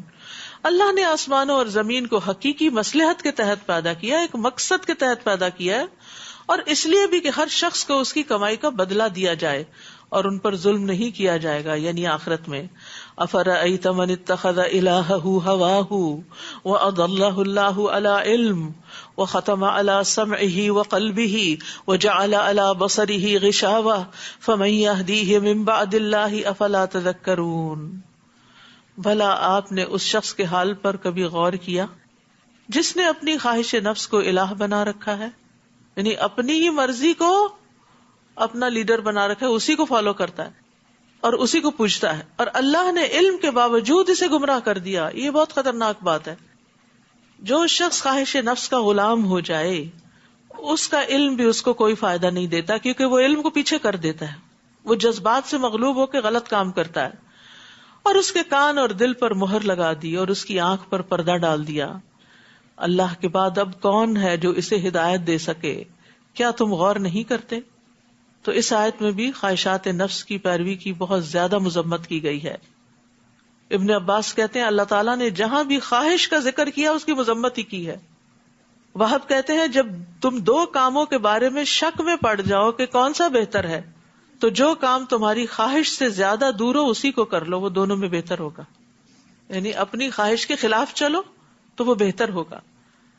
سہل تستری کہتے ہیں تمہاری خواہش تمہاری بیماری ہے، اگر تم اس کی مخالفت کرو گے تو تمہارا علاج ہو جائے گا، یعنی تمہارے اندر کی بہت سی خرابیاں دور ہو جائیں گی. تو انسان کو ہر وہ بات نہیں مان لینی چاہیے جو بس دل میں آئی اور جس کا شوق چڑھ گیا اور وہ کر لیا. یہ بھی دیکھنا چاہیے کہ حقیقی فائدہ کس چیز میں ہے. اصل تو اللہ کو راضی کرنا مقصود ہے. وَقَالُوا مَا هِيَ إِلَّا حَيَاتُنَا الدُّنْيَا نَمُوتُ وَنَحْيَا وَمَا يُهْلِكُنَا إِلَّا الدَّهْرُ وَمَا لَهُم بِذَلِكَ مِنْ عِلْمٍ إِنْ هُمْ إِلَّا يَظُنُّونَ. یہ لوگ کہتے ہیں بس ہماری دنیا کی زندگی دراصل زندگی ہے، یہاں ہم مرتے اور جیتے اور زمانہ ہی ہمیں ہلاک کرتا ہے. إِلَّا الدَّهْرُ، اسی سے لفظ دہریہ نکلا ہے. جو ایتھیسٹ ہوتے ہیں ان کے لیے یہ لفظ عربی میں استعمال ہوتا ہے. حالانکہ ان باتوں کا انہیں کچھ علم نہیں، وہ محض گمان سے یہ باتیں کرتے ہیں. بس ان کا خیال ہے کہ کوئی پیدا کرنے والا نہیں، یہ سب کچھ خود بخود کام کر رہا ہے اور وقت آئے گا تو ہم ختم ہو جائیں گے، لوگ آتے ہیں اور چلے جاتے ہیں، بس ایسے ہی نظام چل رہا ہے. تو سوچتے کیوں نہیں کہ آغاز کیسے ہوا تھا، اور پھر اس سے سوچتے کیوں نہیں کہ انجام کیا ہوگا. کیونکہ دیکھیں نا، کوئی بھی چیز ہو اس کا ایک آغاز ہوتا ہے، ایک انجام ہوتا ہے. اس دو سے وہ خالی نہیں ہوتی. کسی بھی چیز کے بارے میں سوچ لیں آپ کہ اس کی کوئی نہ کوئی بگننگ ضرور ہوتی اور اس کا کوئی نہ کوئی اینڈ ضرور ہوتا ہے. کوئی چیز بھی اس سے خالی نہیں. تو اس کائنات کی بگننگ کیا تھی، کس نے آغاز کیا؟ اور پھر اگر ہم مان لیتے کہ اللہ، تو پھر اللہ نے بتایا کہ اس کا ایک انجام بھی ہونے والا ہے اور ایک یوم الدین بھی ہے. تو قیامت پر ایمان بھی اس کے لازم و ملزوم ہو جاتا ہے. اور جب ان پر ہماری واضح آیات پڑھی جاتی ہیں تو اس کے سوا ان کے پاس اور کوئی دلیل نہیں ہوتی کہ وہ یہ کہہ دیتے ہیں اگر تم سچے ہو تو ہمارے آباء و اجداد کو اٹھا لاؤ، مروں کو زندہ کر کے دکھاؤ. وہ تو اللہ ہی نے پیدا کیا، وہی مارتا ہے، وہی زندہ کرے گا. یہ ہم نے کب کہا کہ ہم زندہ کرنے والے ہیں؟ آپ انہیں کہیے اللہ ہی زندہ کرتا ہے، پھر وہی تمہیں موت دے گا، پھر قیامت کے دن تم سب کو جمع کرے گا جس کے آنے میں کوئی شک نہیں، لیکن اکثر لوگ جانتے نہیں. اب بھی دیکھیں دنیا کی اکثریت اپنے انجام سے غافل، بے خبر ہے کہ مرنے کے بعد کیا کچھ پیش آنے والا ہے، کچھ خبر نہیں. خود مسلمانوں کے اندر بہت سے لوگ ایسے ہیں جن کو نہیں پتا، تو ان کی تو کیا ہی بات ہے کہ جن کو کبھی ہوا بھی نہیں لگی ان چیزوں کی. آسمان اور زمین کی بادشاہی اللہ ہی کی ہے، اور جس دن قیامت قائم ہوگی اس دن باطل پرست خسارے میں پڑ جائیں گے، یعنی جو اس کو نہیں مانتے وہ نقصان اٹھائیں گے. اور آپ ہر گروہ کو گھٹنوں کے بل پڑا دیکھیں گے، ہر کوئی اللہ کے آگے عاجز ہوگا، ہر گروہ کو اس کے نام اعمال کی طرف بلایا جائے گا. آج تمہیں ان اعمال کا بدلہ دیا جائے گا جو تم کرتے رہے. ھذا کتابنا ینطق علیکم بالحق انا کنا نستنسخ ما کنتم تعملون. یہ ہمارا لکھوایا ہوا اعمال نامہ ہے جو تمہارے متعلق ٹھیک ٹھیک بیان کر دے گا جو کچھ تم عمل کیا کرتے تھے. بلا شبہ ہم ساتھ ساتھ انہیں لکھواتے جاتے تھے. نامہ اعمال. رہے وہ لوگ جو ایمان لائے اور نیک عمل کیے تو اللہ انہیں اپنی رحمت میں داخل کرے گا. یہی واضح کامیابی ہے. اور جن لوگوں نے کفر کیا انہیں کہا جائے گا کیا تمہیں میری آیات پڑھ کر نہیں سنائی جاتی تھی مگر تم اکڑ گئے اور تم تھے ہی مجرم لوگ. اور جب تمہیں کہا جاتا کہ اللہ کا وعدہ سچا ہے اور قیامت کے آنے میں کوئی شک نہیں تو تم کہہ دیتے تھے ہم نہیں جانتے قیامت کیا چیز ہے، ہم تو اسے ایک ظنی چیز شمار کرتے ہیں، یعنی خیال ہے بس، یعنی خواب کی طرح ہے، اور ظنی چیز پر ہم یقین نہیں کر سکتے. اس وقت ان پر ان کے اعمال کی برائیاں ظاہر ہونے لگے گی اور جس عذاب کا وہ مذاق اڑایا کرتے تھے وہ انہیں آ گھیرے گا. اور انہیں کہا جائے گا آج ہم تمہیں ایسے ہی بھلا دیں گے جیسے تم نے اس دن کی ملاقات کو بھلا دیا تھا، اور اب تمہارا ٹھکانہ دوزخ ہے اور تمہارا کوئی بھی مددگار نہیں. یہ اس لیے کہ تم اللہ کی آیات کا مذاق اڑایا کرتے تھے اور دنیا کی زندگی نے تمہیں دھوکے میں ڈال رکھا تھا، لہٰذا آج نہ انہیں دوزخ سے نکالا جائے گا اور نہ یہ کہا جائے گا کہ معذرت کر کے اپنے رب کو راضی کر لو. فَلِلَّهِ الْحَمْدُ رَبِّ السَّمَاوَاتِ وَرَبِّ الْأَرْضِ رَبِّ الْعَالَمِينَ. بس تعریف اللہ ہی کے لیے ہے جو آسمانوں اور زمین کا اور سارے جہانوں کا رب ہے. وَلَهُ الْكِبْرِيَاءُ فِي السَّمَاوَاتِ وَالْأَرْضِ وَهُوَ الْعَزِيزُ الْحَكِيمُ. آسمانوں اور زمین میں کبریائی اسی کے لیے ہے اور وہ زبردست ہے، حکمت والا ہے.